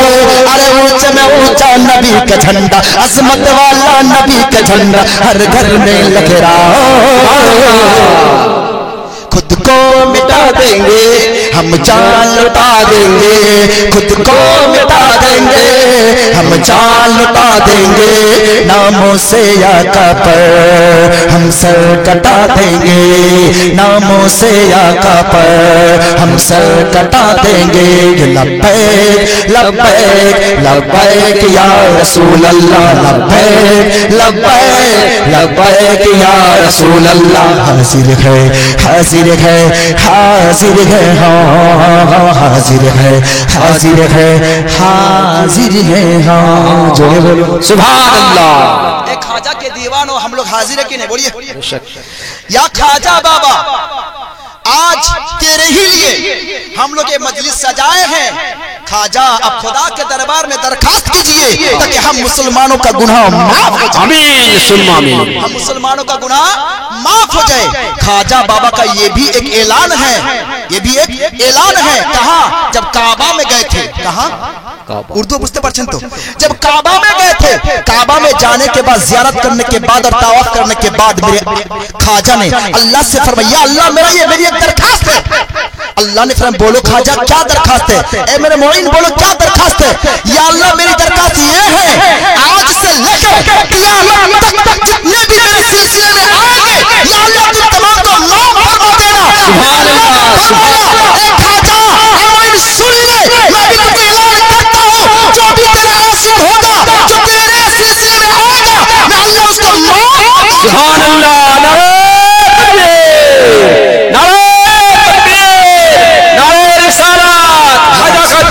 नहीं छोड़े या नारे तकबीर, नारे रिसालत। या রাসূলুল্লাহ, আমরা খাজার দিওয়ানা তো ভালো লাগছে না? একটু হাত তুলে বলুন সুবহানাল্লাহ। সুবহানাল্লাহ। এবার সবারই হাত উঠেছে, এর মানে সবারই দিল জয় হয়ে গেছে। জোরে বলুন সুবহানাল্লাহ। সুবহানাল্লাহ। বলুন আলহামদুলিল্লাহ, আল্লাহু আকবার। খাজা का दामन, खाजा का दामन नहीं छोड़ेंगे, वली अल्लाह का दामन, नहीं छोड़ेंगे, मेरे नबी का दामन, छोड़ेंगे, आका का दामन, नहीं छोड़ेंगे, मेरे आका की आमद, मेरे आका की आमद, मेरे दादा की आमद, सरदार की आमद, ताहा की आमद, यासिन की आमद, मेरे नबी की आमद, रहमत की आमद। या रसूल अल्लाह, या रसूल अल्लाह, हम तेरे लिए जान कुर्बान कर देंगे। या अल्लाह तू मुझे कबूल कर ले, या अल्लाह हम तमाम को नमाजी बना दे, ताकि आका आपके वसीले से अल्लाह हम लोग को नमाजी बना दे। जोरे बोलो सुभान अल्लाह। আমরা নামাজি হতে চাই কি না? আমরা সবাই চাই যেন নামাজি হই। জোরে বলুন ইনশাআল্লাহ। আল্লাহ কবুল করে। জোরে বলুন আমিন। আমিন। একবার দরুদ পাঠ করি সকল পড়ি। আল্লাহুম্মা সাল্লি আলা সাইয়্যিদিনা মাওলানা মুহাম্মদ ওয়ালা আলিহি সাইয়্যিদিনা মাওলানা মুহাম্মদ সাল্লাল্লাহু তাআলা আলাইহি ওয়াসাল্লাম। আর 40 বাজছে ইনশাআল্লাহ, আরো যাক, দেখি কত দূর যাচ্ছে ইনশাআল্লাহ, তাড়াতাড়ি চলে যাচ্ছে না। আপনাদের দুটার আমাদের যে 12টা বেজে যাবে। তো যাই হোক, আল্লাহ তাবারক ওয়া তাআলা দরবারে এটি শুকরগুজার যে আজ এত রাত্রি পর্যন্ত, ঠান্ডা ঠান্ডা রাত্রিতেও আমি সবাইকে পেয়েছি। জোরে বলুন সুবহানাল্লাহ। সুবহানাল্লাহ। এর মানে বোঝা যায় এটাই যে লক্ষণপুর এবং এই মিসকিনপুরের যারা সুন্নি মুসলমান মনে হয় জাগ্রত হয়েছেন। জোরে বলুন সুবহানাল্লাহ। আর সুন্নি মুসলমান যতক্ষণ জাগ্রত থাকবে ইনশাআল্লাহ হিন্দুস্তান থেকে কোনো কিছু খারাপই হবে না। জোরে বলুন সুবহানাল্লাহ। সুবহানাল্লাহ। খাজার দামন ধরে রয়েছে। কার দামন ধরে রয়েছে? খাজা বাবার দামন ধরেছি। একটা কথা বলবো, একটা কারামতের মধ্যে খাজা বাবার রয়েছে, আমি এখান থেকে ঢুকে দিচ্ছি, একটু শুনুন। যারা আজমির শরীফে গেছেন, আমিও গেছি হাজিরি দেওয়ার জন্য, আমিও এসেছি হাজিরি দিয়ে। তো সেখানে কিছু আমি খারাপই পেলাম। সেই খারাপির মধ্যে কিছু এমন রয়েছে, কিছু যারা সেখানকার খাদিম, অনেক খাদিমের কোনো দাড়ি নাই। অনেক খাদিমের দেখা যায় যে তারা মাথাকে নিয়ে টেকিয়ে দেয়, এরকম যে টেকো, নাউজুবিল্লাহি মিন যালিক। এটা কিন্তু শরীয়তে জায়েজ নয়। যে কোনো মাজারে মাথা টেকতে হয় না। আলা হযরত ইমাম আহমদ রাজা খা ফাজিল বরেলভী আলাইহির রহমাত রিদওয়ানের ফতোয়া হলো, তুমি যে কোনো মাজারে যাও, যে কোনো মাজারে 4 হাত দূরে থাকো, 4 হাত দূরে থাকো। দূর থেকে যাও, তুমি কোন দিকে? পশ্চিম সাইডে যাও, পশ্চিম সাইডে যাও। এবার তার মুখমণ্ডলের দিকে যাও, যে ওলি শুয়ে রয়েছেন তার দরবারে মুখমণ্ডলের সাইডে যাও। 2 হাত যেরকম বেঁধে থাকতে হয় আদব ও সম্মানের সহিত, সেইভাবে দাঁড়িয়ে তুমি যা কিছু পড়ার পড়ো, ফাতিহা পড়ো, আরো কিছু করো। এবার তুমি সেটার ফাতিহা পড়িবার পরে আল্লাহকে বলো, আল্লাহ আমি যা কিছু করলাম, যে বান্দা, যে আল্লাহ তোমার প্রিয় বান্দা এখানে রয়েছে, তার দরবারে পেশ করলাম, তুমি কবুল করে নাও। তারপরে আল্লাহকে বলতে, আল্লাহ এই ওলির ওসিলা দিচ্ছি, আল্লাহ গো এই বুজুর্গের ওসিলা দিচ্ছি, আল্লাহ এর দরবারে আমি হাজিরিতে এসেছি, তুমি একে প্রিয় বান্দা তোমার, তুমি একে ভালোবাসো, আল্লাহ গো এর ওসিলা নিয়ে তোমার দরবারে দোয়া চাই, তুমি আমাকে একটা ছেলে দাও, আল্লাহ তুমি আমাকে একটা মেয়ে দাও, আল্লাহ তুমি আমাকে বিমার থেকে মুক্তি দাও। কার ওসিলা? ওই বুজুর্গের ওসিলা। এইভাবে 2 বার পরে আপনি সেখান থেকে সালাম দিয়ে ফিরে আসুন। এটাই হলো আমাদের তরিকা মাজারে যাওয়ার। কিন্তু আজ আমাদের মাজারে যাওয়ার পদ্ধতি বিভিন্ন রকম হয়ে গেছে। মানুষ তো তাওয়াফ করে চতুর্দিকে ঘুরে ঘুরে, আবার দেখা যায় মানুষকে দেখা যায় যে সেখানে আবার একটা কিছু দেখলাম, সেখানে খারাপ ভাববেন না বাবা, যেহেতু আমাদের শরীয়ত মানতে হবে, আমরা সবাই খাজাকে মানি। ওখানকার জায়রিনদের যারা রয়েছে ওদেরকে নয় যে আমরা ওই খাদিম খাদিমদেরকে মানি, খাজাকে মানি। খাজার আমরা দিওয়ানা, ঠিক আছে, ওই খাদিমদের দিওয়ানা নয়। খাজার যেহেতু আমরা দিওয়ানা, এবার যারা আমরা যে দেখবেন, আমিও চাদর চড়াতে গিয়েছিলাম যখন, এবার একটি চাদর নিয়ে যখন দেখলাম, দেখিবার পর চাদর তো যাক, চাদরের পর চাদর তো যদিও চড়াতে হয় না বেশি চাদর, এবার কারো আকাঙ্ক্ষা আছে চাদর দিচ্ছে বা কিছু করছে, কিন্তু দেখতে পাবেন আপনি চাদরকে দিচ্ছেন, ওই যে টানছে ও, সেকেন্ডের মধ্যে আপনি চাদর দিলেন, আপনাকে দিতেও দিবে না, ওরা নিল, আবার দেখবেন ওই চাদরটা আবার দোকানে চলে এসছে। কোথায় চলে এসছে? দোকানে এসছে। তো আপনার দিয়ে লাভ? আপনি কাকে বড়লোক করছেন? খাদিমদেরকে বড়লোক করছেন। যদি খাজাকে রাজি করতে হয়, ওই চাদর মোবারক যে চাদরটা আপনি খাজার নামে দিবেন, ওই চাদর টাকাটা যে কোনো গরিবকে, যে কোনো তালিব ইলমকে, যে কোনো আপনি ইসলামী খাতায় দান করে দিন, খাজা ওর থেকে বেশি হাজার গুণ রাজি হয়ে যাবে। সুবহানাল্লাহ। এটা হচ্ছে ইসলামী তরিকা। কিন্তু আজ আমাদের ওখানে দেখা যায়, ওখানকার এমন এমন খাদিমরা হয়ে গেছে, তারা তো আবার শিয়া, তারা তো আবার মানেও না কিছু, ঠিক আছে, এমন রয়েছে, আবার মাজারে গিয়ে কখনো মাথা টিকতে হয় না, সাজদা করে দিচ্ছে গিয়ে একদম, আর মাথা টিকে যায় এমন কে মাথা টিকে একদম সাজদা করে দিচ্ছে। এটাও শরীয়তে নাজায়েজ। এইগুলোকে দেখে আজ ওয়াহাবিরা বলছে দেখো মাজার দরবারে সাজদা করছে, মাজারে গিয়ে মেয়েদের ভিড় লেগে গেছে।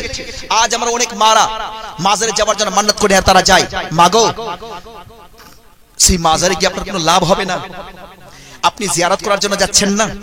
আর যদি খাজাকে স্মরণ করে ঘরের এক কোণায় বসে খাজাকে স্মরণ করুন, তো খাজা আপনার ঘরে চলে আসবে। সুবহানাল্লাহ, সুবহানাল্লাহ। এটা নয় যে খাজা বাবা শুধুমাত্র ওই ওই জায়গায় রয়েছে, আজমির শরীফে রয়েছে, একটা আলাদা যে জিয়ারত হচ্ছে আলাদা, ফাঁক টাইমে যেতে হয়, কি টাইমে যেতে হয়, যখন ভিড়বার আমাদের যে পর্দার খেয়াল রাখতে হয়, সেই পর্দার খেয়াল রাখতে হবে। কিন্তু কোথায় আমাদের পর্দা রয়েছে, কোথায় আমাদের কি রয়েছে? আমরা তো যেখানে সেখানে গিয়ে এখানে শুধু আড্ডা করছি, শুধু ঘুরতে যাচ্ছি। খাজার দিওয়ানা হয়ে খাজার দরবারে যাচ্ছি না, খাজাকে রাজি করার জন্য নয়, বরং আজমির শরীফ দেখার জন্য যাচ্ছি, আজমির শহরটা দেখবো, আমরা শহর দেখার জন্য যাচ্ছি। তো যাই হোক, বেশি বলার উদ্দেশ্য নাই, আমার একটাই উদ্দেশ্য, মা মাজারে এমনি মেয়েদেরকে যাওয়া তো অতটা ঠিক নয় যে মেয়েরা যাবে, যে ওখানে গিয়ে ওরা গিয়ে সাজদা করবে বা ওখানে ওরা ভিতর দিকে ফাতিহা পড়বে। মেয়েরা যা যায় বাইরে থাকুক, খাজাকে স্মরণ করে খাজার দরবারে গেছেন, খাজার দেশে গেছে, আজমির শহরে গেছে, যেখানে ফাঁকা রয়েছে ওখানে বসে খাজাকে স্মরণ করে আপনি দোয়া করুন খোদার দরবারে, আল্লাহ তাবারক ওয়া তাআলা খাজার ওসিলায় আপনার মিন্নাত আল্লাহ পূরণ করে দিবেন। জোরে বলুন সুবহানাল্লাহ, সুবহানাল্লাহ। যাই হোক, বেশি কথা না বলে বাবা আমি চলে আসি। খাজা বাবা দেখুন কেমন কি রয়েছে। খাজা এমন কাউকে রাখেন না, খাজা যাকে পছন্দ করেন না, যাকে পছন্দ করেন না। খাজা বাবার দরবার যেখানে সেখানে মাজার, যেখানে সেখানে কবর রয়েছে, কারণ যেহেতু খাজা বাবা যখন এসেছিলেন তার সঙ্গে অনেকগুলো অলিও এসেছিল, অলিগুলোর মাজার রয়েছে বাবা ওখানে, যদিও ছোট কবর কিন্তু উনিও বড় আকতাব কুতুব, বড় বড় কুতুব আকতাবের সেখানে মাজার, সেখানে প্রত্যেক জায়গায় এখানে ওখানে রয়েছে। একদিন এমন হয়েছে বাবা গো, কিছু মানুষ যখন যায়, যাইবার পর দেখা যায় কোনো মাজারে পা পড়ে যায় বা কিছু পড়ে যায়, এমন হয়ে যায় বাবা। একদিন এমন একটা ঘটনা ঘটেছে, এটা ঘটনা বলেছেন কে? আমার আলা হযরতের একজন আশিক দিওয়ানা বলিতেছেন। একটি ঘরের মধ্যে গেছেন, আর তিনি নিজের যত মুরিদ ছিল সমস্ত মুরিদদেরকে শোনাতেন। সে শোনাবার পরে তিনি বলছেন, দেখো এই খাজা বাবার দরবারে খাজা বাবার হাজরি দেওয়ার জন্য অনেক মানুষ আসে। ইতিমধ্যে একদিন একটি মাও এসেছিল খাজা বাবার দরবারে হাজরি দেওয়ার জন্য। হাজরি দেওয়ার জন্য যখনই এসেছি, এবার দেখা যায় যখন যে ছোট ছোট যে মাজারগুলো রয়েছে, ছোট ছোট যে কবরগুলো রয়েছে, মাজারে পাক রয়েছে, সেই মাজারে পাকের সামনে তখন গেলেন, তার সঙ্গে ছোট বাচ্চা ছিল। এবার দেখা যায় ছোট বাচ্চাটা ওই মাজারের উপরে পেশাব করে দিলেন।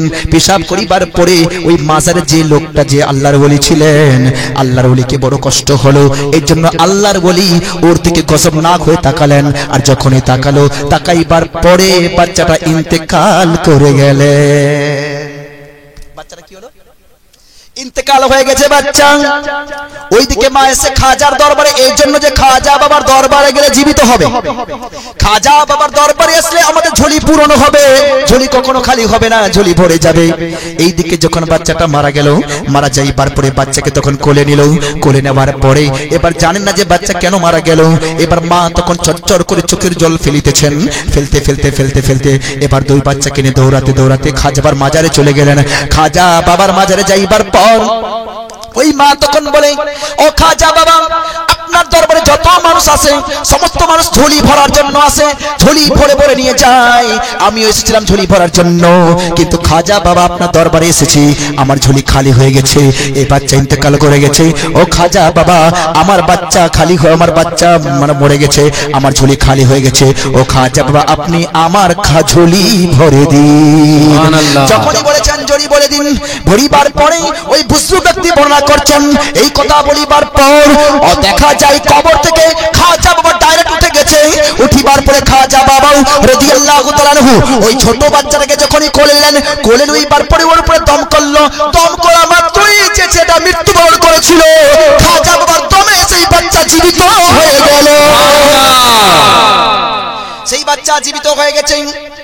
জীবিত হইবার পরে ওই বাচ্চা যখনই জীবিত হলো, যে ওলির দরবার থেকে যে ওলি তাকে দিকে তাকাইলো, তাকাইবার কারণে যার কারণে মৃত্যু হলো, সঙ্গে সঙ্গে খাজা বাবা ওই ওলির দরবারে গেলেন। জোরে বলুন সুবহানাল্লাহ। ওই ওলির দরবারে যাইবার পরে ওকে বলে, তুমি কেন এরকম করলা বলো। এবার সঙ্গে সঙ্গে বলো, ও আমার উপরে পেশাব করে দিয়েছিল, ওই জন্য এরকম করলাম। খাজা বাবা বলে, দেখো এটা হলো আমার দরবার, আমার দরবারে বিভিন্ন রকমের মানুষ আসবে, কেউ তোমার ক্ষতি পৌঁছাতে পারে, কেউ কিছু করতে পারে, কিন্তু সবুর ধরতে হবে। আর যে সবুর ধরতে পারবে না, আজমির শরীফে তার কোনো স্থান নয়। যখনই বললেন বলিবার পরে যে ওলি ছিল, ওই ওলিকে ওখান থেকে অন্য জায়গায় যেতে হলো। ওই কবর এখনো পর্যন্ত খালি। জোরে বলুন সুবহানাল্লাহ। ওই কবর এখনো পর্যন্ত খালি। ও বাবাজি, আমার বলার উদ্দেশ্য এটাই হলো, খাজা বাবা মুর্দাকেও জিন্দা করে দিত। পানি বন্ধ হয়ে গেল। পানি বন্ধের পরে পানি চলে আসলো। এবার খাজা বাবা এবার তো তার প্রচার লাগতে লাগলো। যত মানুষের দিলে ছিল, আরে বাহ, অবশ্যই ইসলাম ধর্ম এমন ধর্ম আছে যে ইসলাম ধর্ম সত্যিকারী কোনো ধর্ম আছে, নচেত এরকম হতো না। অবশ্যই এর ভিতরে কোনো পাওয়ার আছে, আল্লাহকে পাওয়ার দিয়েছে, ইসলাম ধর্মে পাওয়ার আছে। এই জন্য এই ধর্ম ছাড়ো, ইসলাম কবুল করবো। ধর্ম ছাড়ো, ইসলাম কবুল করো। ধর্ম ছাড়ো, ইসলাম কবুল করো। ইসলাম কবুল করতে করতে করতে হাজার হাজার মানুষ ইসলাম কবুল করছে। এই থেকে পৃথিবীর আজ তখন মাথা খারাপ হয়ে গেল, মাথা গরম হয়ে গেল, যে করবো তো কি করবো, কেমন করে একে বন্ধ করা যায়। এই বন্ধ করার জন্য যখন আবার মশওয়ারায় বসলো, তখন আসলো একটা খবর জয়পাল জাদুঘরের। জয়পাল জাদুঘরের খবর। এবার জয়পাল জাদুঘর ছিল এমন একটা জাদুঘর, ওর মতো বড় জাদুঘর ভারতবর্ষে ছিল না কেউ। আর তিনার কাছে এত সিফলি ছিল, তিনি মানুষ থেকে অজল হয়ে যেতেন। আবার তিনি এবার দেখা যায় আগুনের গলাও ফেলতে পারতো, তিনি দেখা যায় আপনাকে সাপ ছড়তে পারতো।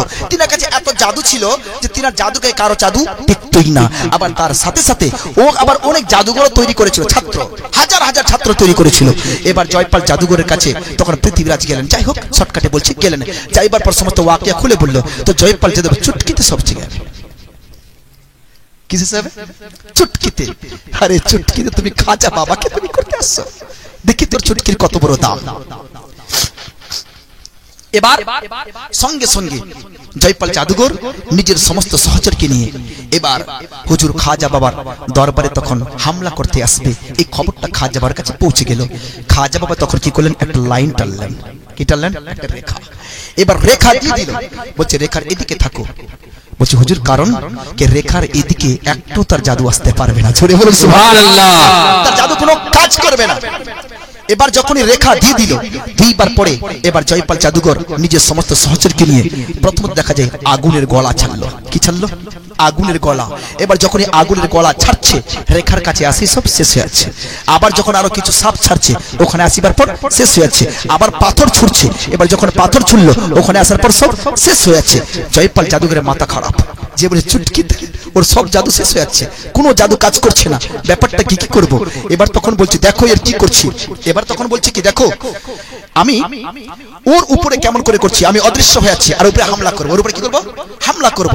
এবার যখনই বলল, বলিবার পর তার যে সহচর ছিল, এইটা কিন্তু অলৌকিক ঘটনা তাদের সামনে। ওই জয়পাল জাদুঘর যে যাবে, ঠিক আছে, ওর কাছে একটা হরিণের চামড়া। কিসের চামড়া?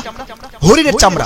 হরিণের চামড়া এরকম বাতাসে বিছিয়ে দিল, বাতাসে বিছিয়ে দিল, আর টপকে হরিণের চামড়া পরে চড়ে গেল। চড়িবার পর এবার অদৃশ্য হয়ে গেল। কি হয়ে গেল? অদৃশ্য। এবার অদৃশ্য হইবার পর এবার ও চাইছে হামলা করতে, অদৃশ্যই হামলা করবে। এবার তখন ওর যারা সহচর ছিল, এদিকে অবাক হয়ে গেল যে আমাদের জাদুঘর কোথায় গেল রে, এত বড় পাওয়ার। এর যে বলছে, এবার এই খবরটা কিন্তু পৌঁছে গেল খাজা আজমিরের দরবারে। জোরে বলুন সুবহানাল্লাহ। জয়পাল জাদুঘর আমাকে মারার জন্য অদৃশ্য হয়েছে। এবার তখন খাজা বাবা রাদিয়াল্লাহু তাআলা আনহু বলছে আমি তো গেলে হবে না, দেখি তুমি বড় জাদুকর, আমার জুতার সঙ্গে কমসে কম লড়াই কর। সুবহানাল্লাহ। আমার খরমের সঙ্গে লড়াই কর, তুই বড় জাদুকর, আমার জুতোর সঙ্গে তুই লড়াই কর। এবার জুতোকে বলো, ও জুতা যাও, জয়পাল জাদুকর যেখানে থাক না কেন তাকে নিচে নামা। সুবহানাল্লাহ। নিচে নামাও। যখনই বলেছে বাবা হযরতে খাজা মুইন চিশতি সঞ্জুরি রাদিয়াল্লাহু তাআলা আনহুর জুতা মোবারক, এবার তখন দিয়ে দিল জুতা যেরকম পাখি উড়ায় পাখির মতো জুতা উড়াতে শুরু করলো। ওই তখন দেখে অবাক, আরে আমাদের তো দেখা যায় এটা মানুষ উড়তেও পারে, কিছু করতে পারে, কিন্তু একটি জুতা কখনো উড়তে পারবে না। তাহলে দেখা যায় জয়পাল জাদুঘর তোমার জাদু খাজা বাবার খরমের নিচের তলায়। এবার খাজা বাবার খরম, খাজা বাবার জুতা মোবারক এবার উঠতে শুরু করলো। এবার যেখানে ছিল ওখানে গেল, যাইবার পরে জুতো দুই দিক থেকে মাথা পিটাই, হায় হায় কি পিটাই, মাথা পিটাই। জয়পাল জাদুঘর আর কিছু করতে পারে না। এবার যত মাথা উপরে মারে তত নিচে নামে, যত মাথায় মারে তত নিচে নামে। জয়পাল জাদুঘরের উপরে মাথায় মারতে মারতে মারতে মারতে নিচের মাটিতে নিয়ে আসলো, আর এমন জায়গায় নিয়ে আসলো যে মাটির নিচে এসে খাজা বাবার কদম মোবারকে চলে আসলো। আব্বা জানেরা আমার, ওই জয়পাল জাদুঘর যখন তার মাথার উপরে খরমের চারটা পড়ে এবার নিচে নেমে এবার দেখলো আমি আর পারবো না, কিছু করতে পারবো না। জয়পাল জাদুঘর এবার খাজা বাবাকে বলে, ও পীর বাবা, ও খাজা বাবা, ও ফকির বাবা, আপনি আমাকে আপনার ধর্মের মধ্যে করে নিন। খাজা বাবা বলে তাহলে পড়ো। কলেমা শরীফ পড়ালেন, কলেমা শরীফ পরিবার পড়ে তাকে মুসলমান করে দিলেন, তাকে মুরিদ করে দেওয়ানো হলো। আর তার সঙ্গে যতজন ছিল তারাও মুরিদ হয়ে গেল। মুরিদ হইবার পরে এবার খাজা বাবাকে জয়পাল জাদুঘর একটা তখন তার কাছে একটা তখন আরজি রেখে দিলেন, বলেন ও খাজা বাবা, ও আমার পীর বাবা, আপনার কাছে একটা আমার আরজি রয়েছে। বলে কি আরজি আছে বলো? বলেন আমার এটাই আরজি, আমি চাই কিয়ামত পর্যন্ত যেন জীবিত থাকি। কতদিন পর্যন্ত? মৃত্যু কেউ কারো টালতে পারবে? জয়পাল জাদুঘরের মৃত্যু তো অবশ্যই লেখা আছে। এবার এমন আরজি করেছে, যদি পাওয়ার না থাকতো তাহলে বলতে পারতো, পাওয়ার থাকলে বলতে পারতো না। বলছে না যে আমার নবী করিম সাল্লাল্লাহু আলাইহি ওয়াসাল্লাম যখন মৃত্যু হয় জানেন, সেই মৃত্যুর সময় যখন মালিকুল মউত ইসরাইল আলাইহিস সালাম যখন আসলেন, আসিবার পর প্রথম কি বলেছেন জানেন? বললেন ইয়া রাসূলুল্লাহ, ইয়া হাবিবাল্লাহ, আপনার উপরে আপনি কুরবান। ওগো হাবিব, আপনি বলুন আপনি দুনিয়াতে বেঁচে থাকতে চান না মৃত্যু চান? দুনিয়াতে আপনি বেঁচে থাকতে চান না মৃত্যু চান? হাবিব, আপনি যদি জীবিত থাকতে চান আল্লাহ কিয়ামত পর্যন্ত আপনাকে জীবিত রেখে দিবে। জোরে বলুন সুবহানাল্লাহ। কেউ কেউ বলে না যে হাবিবের কোনো পাওয়ার নাই। আরে রাসূলের মৃত্যুটাও আল্লাহ তাআলা নবীর উপরে ছেড়ে দিয়েছেন। জোরে বলুন সুবহানাল্লাহ। যে হাবিব আপনি চাইলে দুনিয়াতে থাকুন, চাইলে আমার কাছে আসুন। জোরে বলুন সুবহানাল্লাহ। এবার বলুন তো দুনিয়াতে থাকবে না আল্লাহর কাছে যাবে? কে পছন্দ করে? এবার তখন বললেন মৃত্যুর কত বড় স্বাদ, কি আছে স্বাদ আছে? বলছে হ্যাঁ হুজুর, কত বড় মৃত্যু যন্ত্রণা, কত বড়? বলছে হুজুর অনেক। কতটা তবু? বলছে এত হুজুর হবে একটি মানুষের উপরে যদি 1000 তলোয়ার একবারে মারা যায় তার থেকে 1000 গুণ বেশি কষ্ট হবে। সুবহানাল্লাহ সুবহানাল্লাহ। তার থেকে 1000 গুণ বেশি কষ্ট হবে। যখনই বললেন বলিবার পর আমার নবী বলেন আমার উম্মতের কষ্ট হবে। বলছে হ্যাঁ হুজুর, আপনার উম্মতের কষ্ট হবে। নবী পাক সাল্লাল্লাহু আলাইহি ওয়াসাল্লাম চোখ থেকে ঝরঝর করে জল পড়ছে। আল্লাহ, আমার উম্মতের কষ্ট আমি সহ্য করতে পারবো না। আল্লাহ, আমি চাই আমার ইন্তেকাল হোক, আমার মৃত্যু হোক, কিন্তু আল্লাহ কিয়ামত পর্যন্ত যতগুলো আমার উম্মত আসবে, আমার উম্মতের মৃত্যুর যন্ত্রণা যতটা হয়, যতটা যন্ত্রণা হয়েছে আল্লাহ সমস্ত যন্ত্রণা আমার উম্মতের যন্ত্রণা আপনি আমার উপরে দিয়ে আমার ইন্তেকাল দিন। সুবহানাল্লাহ সুবহানাল্লাহ। আমাকে যন্ত্রণা আল্লাহ, আমার উম্মত যেন কষ্ট না পায়। আল্লাহুস সামাদ, সেই নবীর আমরা উম্মত হতে পেরেছি। আর সেই নবীর উম্মতের নওয়াসা হযরতে খাজা মুঈদ চিশতি সঞ্জিরি রাদিয়াল্লাহু তাআলা আনহুর দরবারে আরজি পেশ করেছেন জয়পাল জাদুঘর। কি করলেন? যে আপনি দোয়া করুন আমার মৃত্যু কিয়ামত পর্যন্ত হয়। তার নাম রাখা হলো আব্দুল্লাহ। জোরে বলুন সুবহানাল্লাহ। কি রাখা হলো? আব্দুল্লাহ। এবার জয়পাল জাদুর নাম আব্দুল্লাহ হলো। এবার যখন আরজি পেশ করলেন তখন আল্লাহর দরবারে হাত তুললেন, ইয়া রাব্বাল আলামিন, মুঈনুদ্দিন তোমার দরবারে আরজি করে আব্দুল্লাহকে কিয়ামত পর্যন্ত তুমি এনাকে জীবিত রেখে দাও। খাজা বাবা দোয়া করেছেন, দোয়া করার সাথে সাথে আওয়াজ চলে এসে গায়বী থেকে, মুঈনুদ্দিন তোমার দোয়া কবুল করানো হলো। সুবহানাল্লাহ, তোমার দোয়া কবুল করানো হলো, কবুল হয়ে গেছে। খাজা বাবা তখন আব্দুল্লাহকে বলে, আব্দুল্লাহ তুমি জীবিত থাকবা, কিন্তু একটি শর্ত, মানুষ থেকে তোমাকে অদৃশ্য হয়ে থাকবা। মানুষের তুমি দেখা পাবা, কিন্তু তোমাকে মানুষ দেখতে পাবে না, তোমাকে চিনতে পারবে না, বুঝতে পারবে না।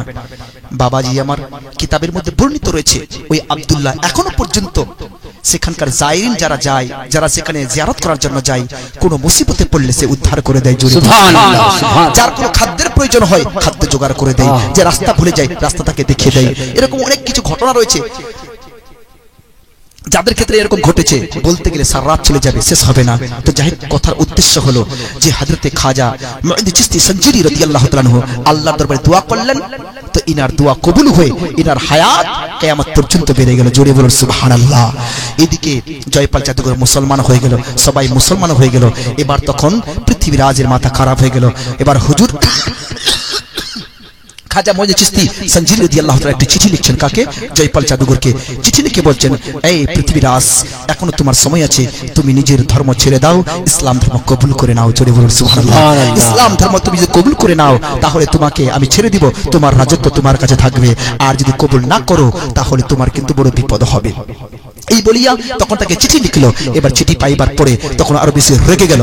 রাগিবার পরে তখন কি করবে, এবার কি তখন চিঠি লিখে পাঠাচ্ছে, দেখো তুমি যদি এখান থেকে না যাও, তাহলে তোমার উপরে বড় হামলা করাবো, বড় তোমার উপরে কষ্ট দিব, তুমি এখান থেকে তাড়াতাড়ি চলে যাও।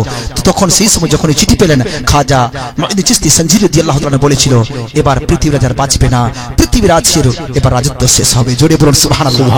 পৃথিবীরাজের রাজত্ব শেষ হবে। যখনই বললেন, বলিবার পরে এবার শাহাবুদ্দিন গৌরী, জোরে বলুন সুবহানাল্লাহ। কে? শাহাবুদ্দিন গৌরী, যে বারবার ভারতের উপরে হামলা করেছিল, জয়লাভ করতে পারেনি। শাহাবুদ্দিন গৌরী একটি রাত্রিতে ঘুমন্ত অবস্থায় ঘুমিয়ে পড়েছে। ইতিমধ্যে খাজা বাবা নিজের সুরত নিয়ে তার সামনে হাজির হয়ে গেছে। শাহাবুদ্দিনকে বলছে, শাহাবুদ্দিন উঠো, চলো ভারতে হামলা করো, ভারতের তোমাকে বাদশা করে দিলাম। জোরে বলুন সুবহানাল্লাহ। ভারতের তোমাকে বাদশা করে দিলাম, আমি খাজা ভারতের বাদশা, তোমাকে বাদশা যে তুমি রাজত্ব করবা, চলো ভারতে চলো। এবার যখন উঠলো, উঠিবার পর এবার সে চেহারা তার মনে আসলো, তার দিল তখন ধরকতে লাগলো, বলে চলো তবে অবশ্যই হামলা করতে হবে। ফৌজ তৈয়ার করতে, শর্টকাটে বলছি, ফৌজ তৈয়ার করলো। তৈয়ার করিবার পরে এবার দেখা যায় ইনার সৈন্য যদি 1 লক্ষ, 3 লক্ষ থেকে 4 লক্ষ সৈন্যের সঙ্গে ভারতে লড়াই করলো, কিন্তু আল্লাহ তাবারক ওয়া তাআলা শাহাবুদ্দিন গৌরীকে ভারতের মধ্যে জয়লাভ দিয়ে ভারতের বাদশা বানিয়ে দিল। জোরে সুবহানাল্লাহ। যখনই সে ভারতের বাদশা হয়েছে, এরকম লড়াই করতে করতে এবার আজমির শহরে শাহাবুদ্দিন গৌরী পৌঁছে গেলেন। কোথায় পৌঁছালো? আজমির শহরে পৌঁছালেন। যেহেতু শাহাবুদ্দিন এখনো দেখেননি খাজা বাবাকে, জোরে বলুন সুবহানাল্লাহ। শাহাবুদ্দিন গৌরী এখনো পর্যন্ত খাজা বাবাকে দেখেননি। এবার যখন যেছে, এবার যাইবার পর সন্ধ্যা হলো, মাগরিবের সময় হলো, আর সেই সময় শাহাবুদ্দিন গৌরী পৌঁছেছে আজমির শহরে। এবার আজমির শহরে একটি পাহাড় থেকে আজানের শব্দ শোনা যায়, আল্লাহু আকবার, আল্লাহু আকবার, আল্লাহু আকবার, আল্লাহু আকবার। আজানের শব্দ শুনতে পেল। যখন এই শাহাবুদ্দিন গৌরী আজানের শব্দ শুনতে পেয়েছে, শুনিবার পরে শাহাবুদ্দিন গৌরী তখন মনে মনে চিন্তা করলো, এটা তো হিন্দুস্তান, এখানে কোনো মুসলমান ছিল না, আবার এই আজানের শব্দ কেমন করে, কোথা থেকে আজানের শব্দ আসছে, বড় ভাগ্য ভালো, মাগরিবের সময় হয়েছে, চলো চলো চলো আমরা মাগরিবের নামাজটা আদায় করে নি। এবার শাহাবুদ্দিন গৌরী মাগরিবের নামাজ আদায় করিবার জন্য পাহাড়ের উপরে সওয়ার হলেন, পাহাড়ের উপরে গেল। পাহাড়ের উপরে যাইবার পরে এবার খাজা বাবা সেই ইমামতি করিতেছেন, সেই জামাতের ইমাম হলেন খাজা বাবা। সমস্ত আল্লাহর ওলিরা ওনার পিছনে নামাজ পড়ছেন। ইতিমধ্যে শাহাবুদ্দিন গৌরীও তিনিও এখানে হাজির হয়ে গেলেন। শাহাবুদ্দিন গৌরীও তখন সেখানে জামাতে এসে নামাজ পড়লেন। নামাজ পড়িবার সময় যখন নামাজ শেষ হলো, নামাজ শেষ হইবার পরে এবার আসসালামু আলাইকুম ওয়া রাহমাতুল্লাহ, আসসালামু আলাইকুম ওয়া রাহমাতুল্লাহ বলে যখন খাজা বাবা সামনে দাঁড় হয়েছে, শাহাবুদ্দিন গৌরী দেখে অবাক হয়ে গেল। আরে এটা এমন চেহারা, যে চেহারা আমাকে আসতে বলেছিল আমি শাহাবুদ্দিন গৌরী সাক্ষী দিচ্ছি এই ভারতের বাদশা যদি হয়েছি এই ফকিরের কারণে। এই ফকির বাবা খাজা বাবার দরবারে গেলেন, যাইবার পরে নিজের হাতের যে পোশাক ছিল সেই পোশাককে খুলে দিলেন, খুলিবার পরে মাথার তাজ খাজা বাবার তখন মাথায় দিয়ে দিলেন, আবার তলোয়ার যা ছিল সব দিয়ে দিলেন। খাজা বাবাকে বলে, ও খাজা বাবা, আমি যদিও লড়াই করেছি, আমি হিন্দুস্তানের বাদশা নয়, বাদশা হলেন আপনি। বাদশা হলেন আপনি। এই জন্য হিন্দুস্তানের রাজাকে, হিন্দুস্তানের খাজাকে, বাদশাকে খাজা বাবা, খাজা মুঈনুদ্দিন চিশতি সঞ্জুরি রহমাতুল্লাহ আলাইহি, জোরে বলুন সুবহানাল্লাহ। এই খাজাবার হিন্দুস্তানে আসার ঘটনা এবং এখান থেকে তখন শুরু হয়ে গেল ইসলামের কাহিনী। ভারতে আস্তে আস্তে ইসলাম প্রচার হতে লাগলো। এবার খাজাবার কয়েকটা দুই একটা কারামত বলে আমি নিজের বক্তব্য শেষ করে দিব, জোরে বলুন সুবহানাল্লাহ। আসি সেই কারামতের মধ্যে একটি কারামত কি হলো শুনুন। একজন ব্যক্তি রয়েছে, একটি মা তার ছেলে কোনো কারণে ধরা পড়ে গেল একটি অন্য রাজার কাছে, অন্য রাজার কাছে ধরা পড়েছে, কিন্তু সেই ছেলেটা ছিল খুব ভালো, সে ছেলে ওই কাজ করেনি। এবার রাজার রায় দিয়ে দিল, একে ফাঁসির রায় দিয়ে দিল। এবার ফাঁসি দেওয়ার রায় দেওয়ার পর ফাঁসিও দিয়ে দিল। ফাঁসি দেওয়ার পর ওর মা ছিল মুসলিম। এবার ওই মা মুসলিম তখন দৌড়াতে দৌড়াতে চলে এসে খাজা বাবার দরবারে, খাজা বাবার দরবারে এসে বলছে, হুজুর আপনি আমার ছেলেকে বাঁচান, আমার ছেলেকে তারা কতল করে দিল, আমার ছেলেকে তারা ফাঁসি দিয়ে দিল। বলছে কেন? বলছে আমার ছেলে ওই দোষ করেনি, তা সত্ত্বেও আমার ছেলেকে ফাঁসি দিয়ে দিল। খাজা বাবা বলেন, তাহলে চলো, এবার চলো আমিও তোমার সঙ্গে যাব।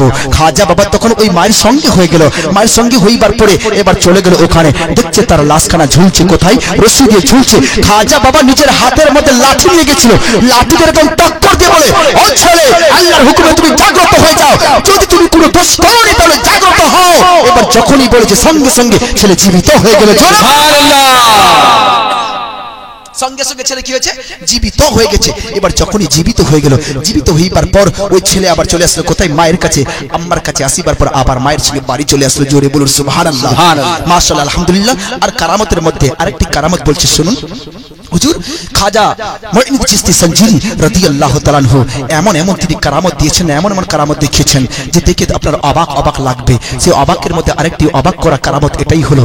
এবার শুনুন, খাজা মুঈনুদ্দিন চিশতি সঞ্জুরি রাদিয়াল্লাহু তাআলা আনহুর সঙ্গে আরো একজন ওলি ছিলেন, তার নাম ছিল কুতুবুল আখতাব, কুতুব বখতিয়ার কাকি, জোরে বলুন সুবহানাল্লাহ। কুতুবউদ্দিন বখতিয়ার কাকি তিনিও এসেছিলেন, তিনিও আল্লাহর বিরাট বড় ওলি। তিনি দিল্লিতে ছিলেন আর বাদশার কাছে ছিলেন। সে বাদশা কোন বাদশা? ওই যে শামসুদ্দিন আলতামাস, জোরে বলুন সুবহানাল্লাহ, সুবহানাল্লাহ। বাদশাকে শামসুদ্দিন আলতামাস সেখানকার বাদশা হয়ে গেছে। শামসুদ্দিন আলতামাস দিল্লিতে বাদশাহী করে আর সেখানে থাকেন ওজির হিসাবে, বা আরো বাদশাহী হিসাবে থাকেন, বা সেখানে পীর হিসাবে থাকেন।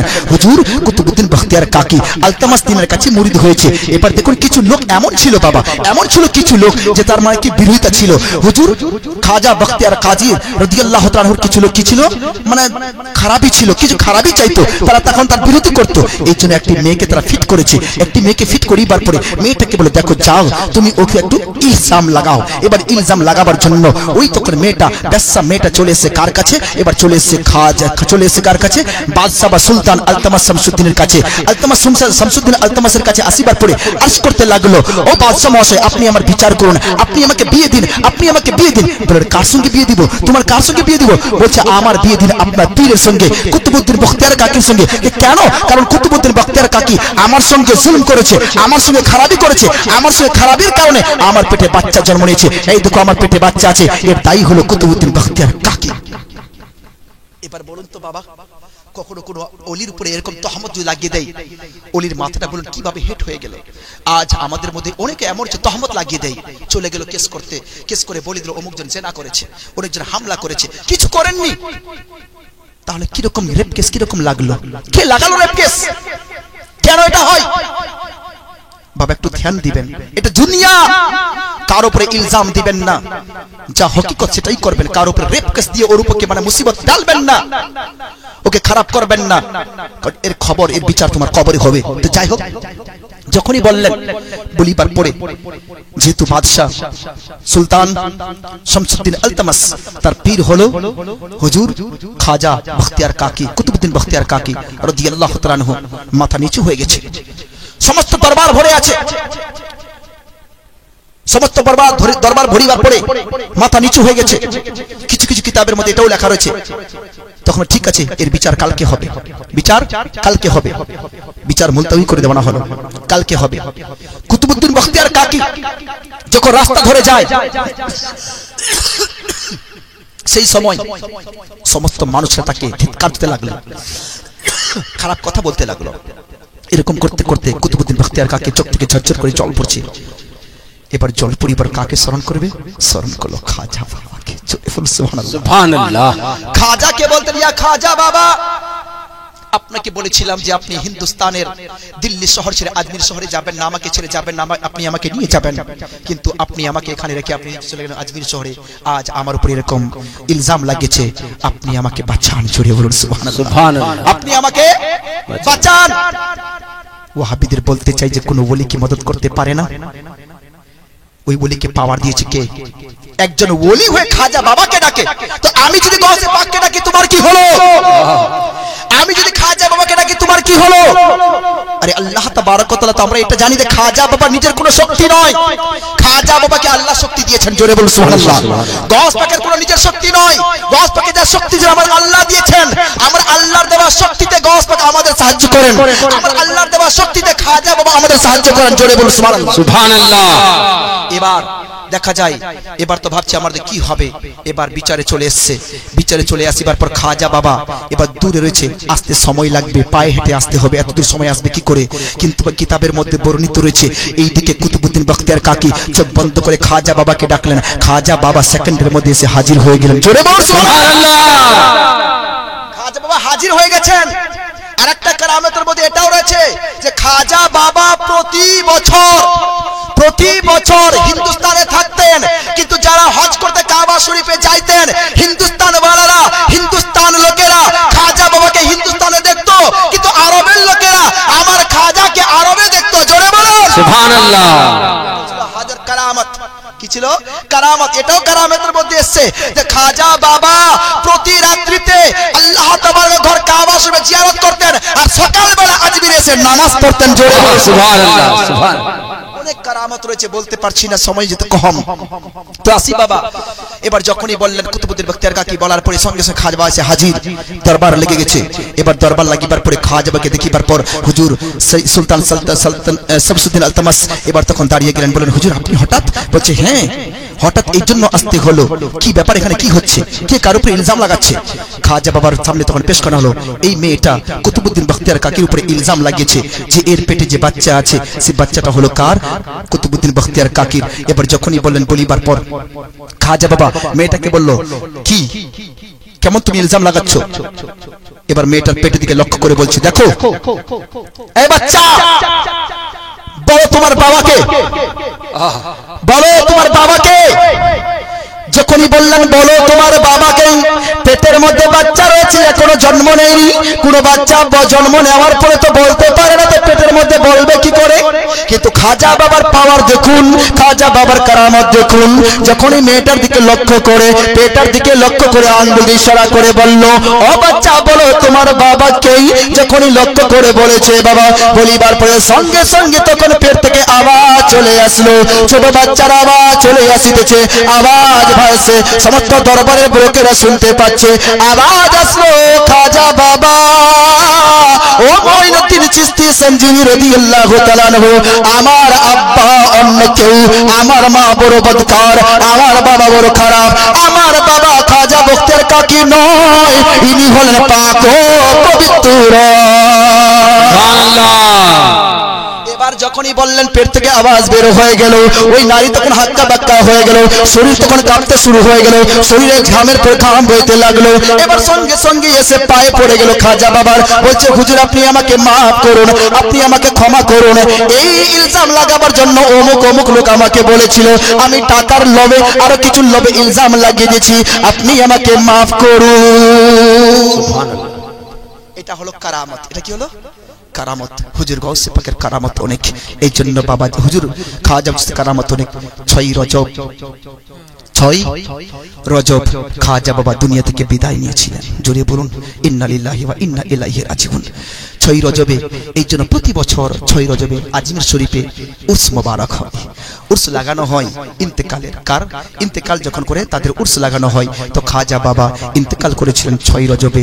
এই জন্য প্রতি বছর 6 রজবে আজমির শরীফে যত জায়রিন যায়, সমস্ত আশিকানে খাজা বাবার সেখানে ভিড় লেগে যায়, আর আল্লাহ তাবারকের তরফ থেকে সেখানে সবাই মদদ ও সাহায্য পায়। জোরে বলুন সুবহানাল্লাহ। দরবারে সবাইকে হাজির দেয়। যখন খাজা বাবা দরবারে, যখনই আমাদের এই হিন্দুস্তানের বাদশাহ আওরঙ্গজেব যখন গিয়েছিলেন, যাইবার পর যখন সালাম জানালেন, তো খাজা বাবা ডাইরেক্ট নিজের জবান দ্বারা কবর থেকে উঁচু আওয়াজ করে ওয়া আলাইকুম সালাম বলেছিলেন। জোরে বলুন সুবহানাল্লাহ। এই জন্য বলা যায় আওরঙ্গজেব যে আমাদের বাদশাহ ছিলেন, তিনি বাদশাহ বড় ভালো বাদশাহ ছিলেন। আমরা ইতিহাসে পেয়েছি বাবা, আমিও পড়েছি, উনাকে বড় জালিম বা বড় খারাপ বলা হয়েছে, কিন্তু এটা ভুল। আসলে তিনি অন্য কেউ নয়, তিনি একজন একটা বিরাট বড় মুজাদ্দিদ ছিলেন। জোরে বলুন সুবহানাল্লাহ। বিরাট আল্লাহর ওলি ছিলেন।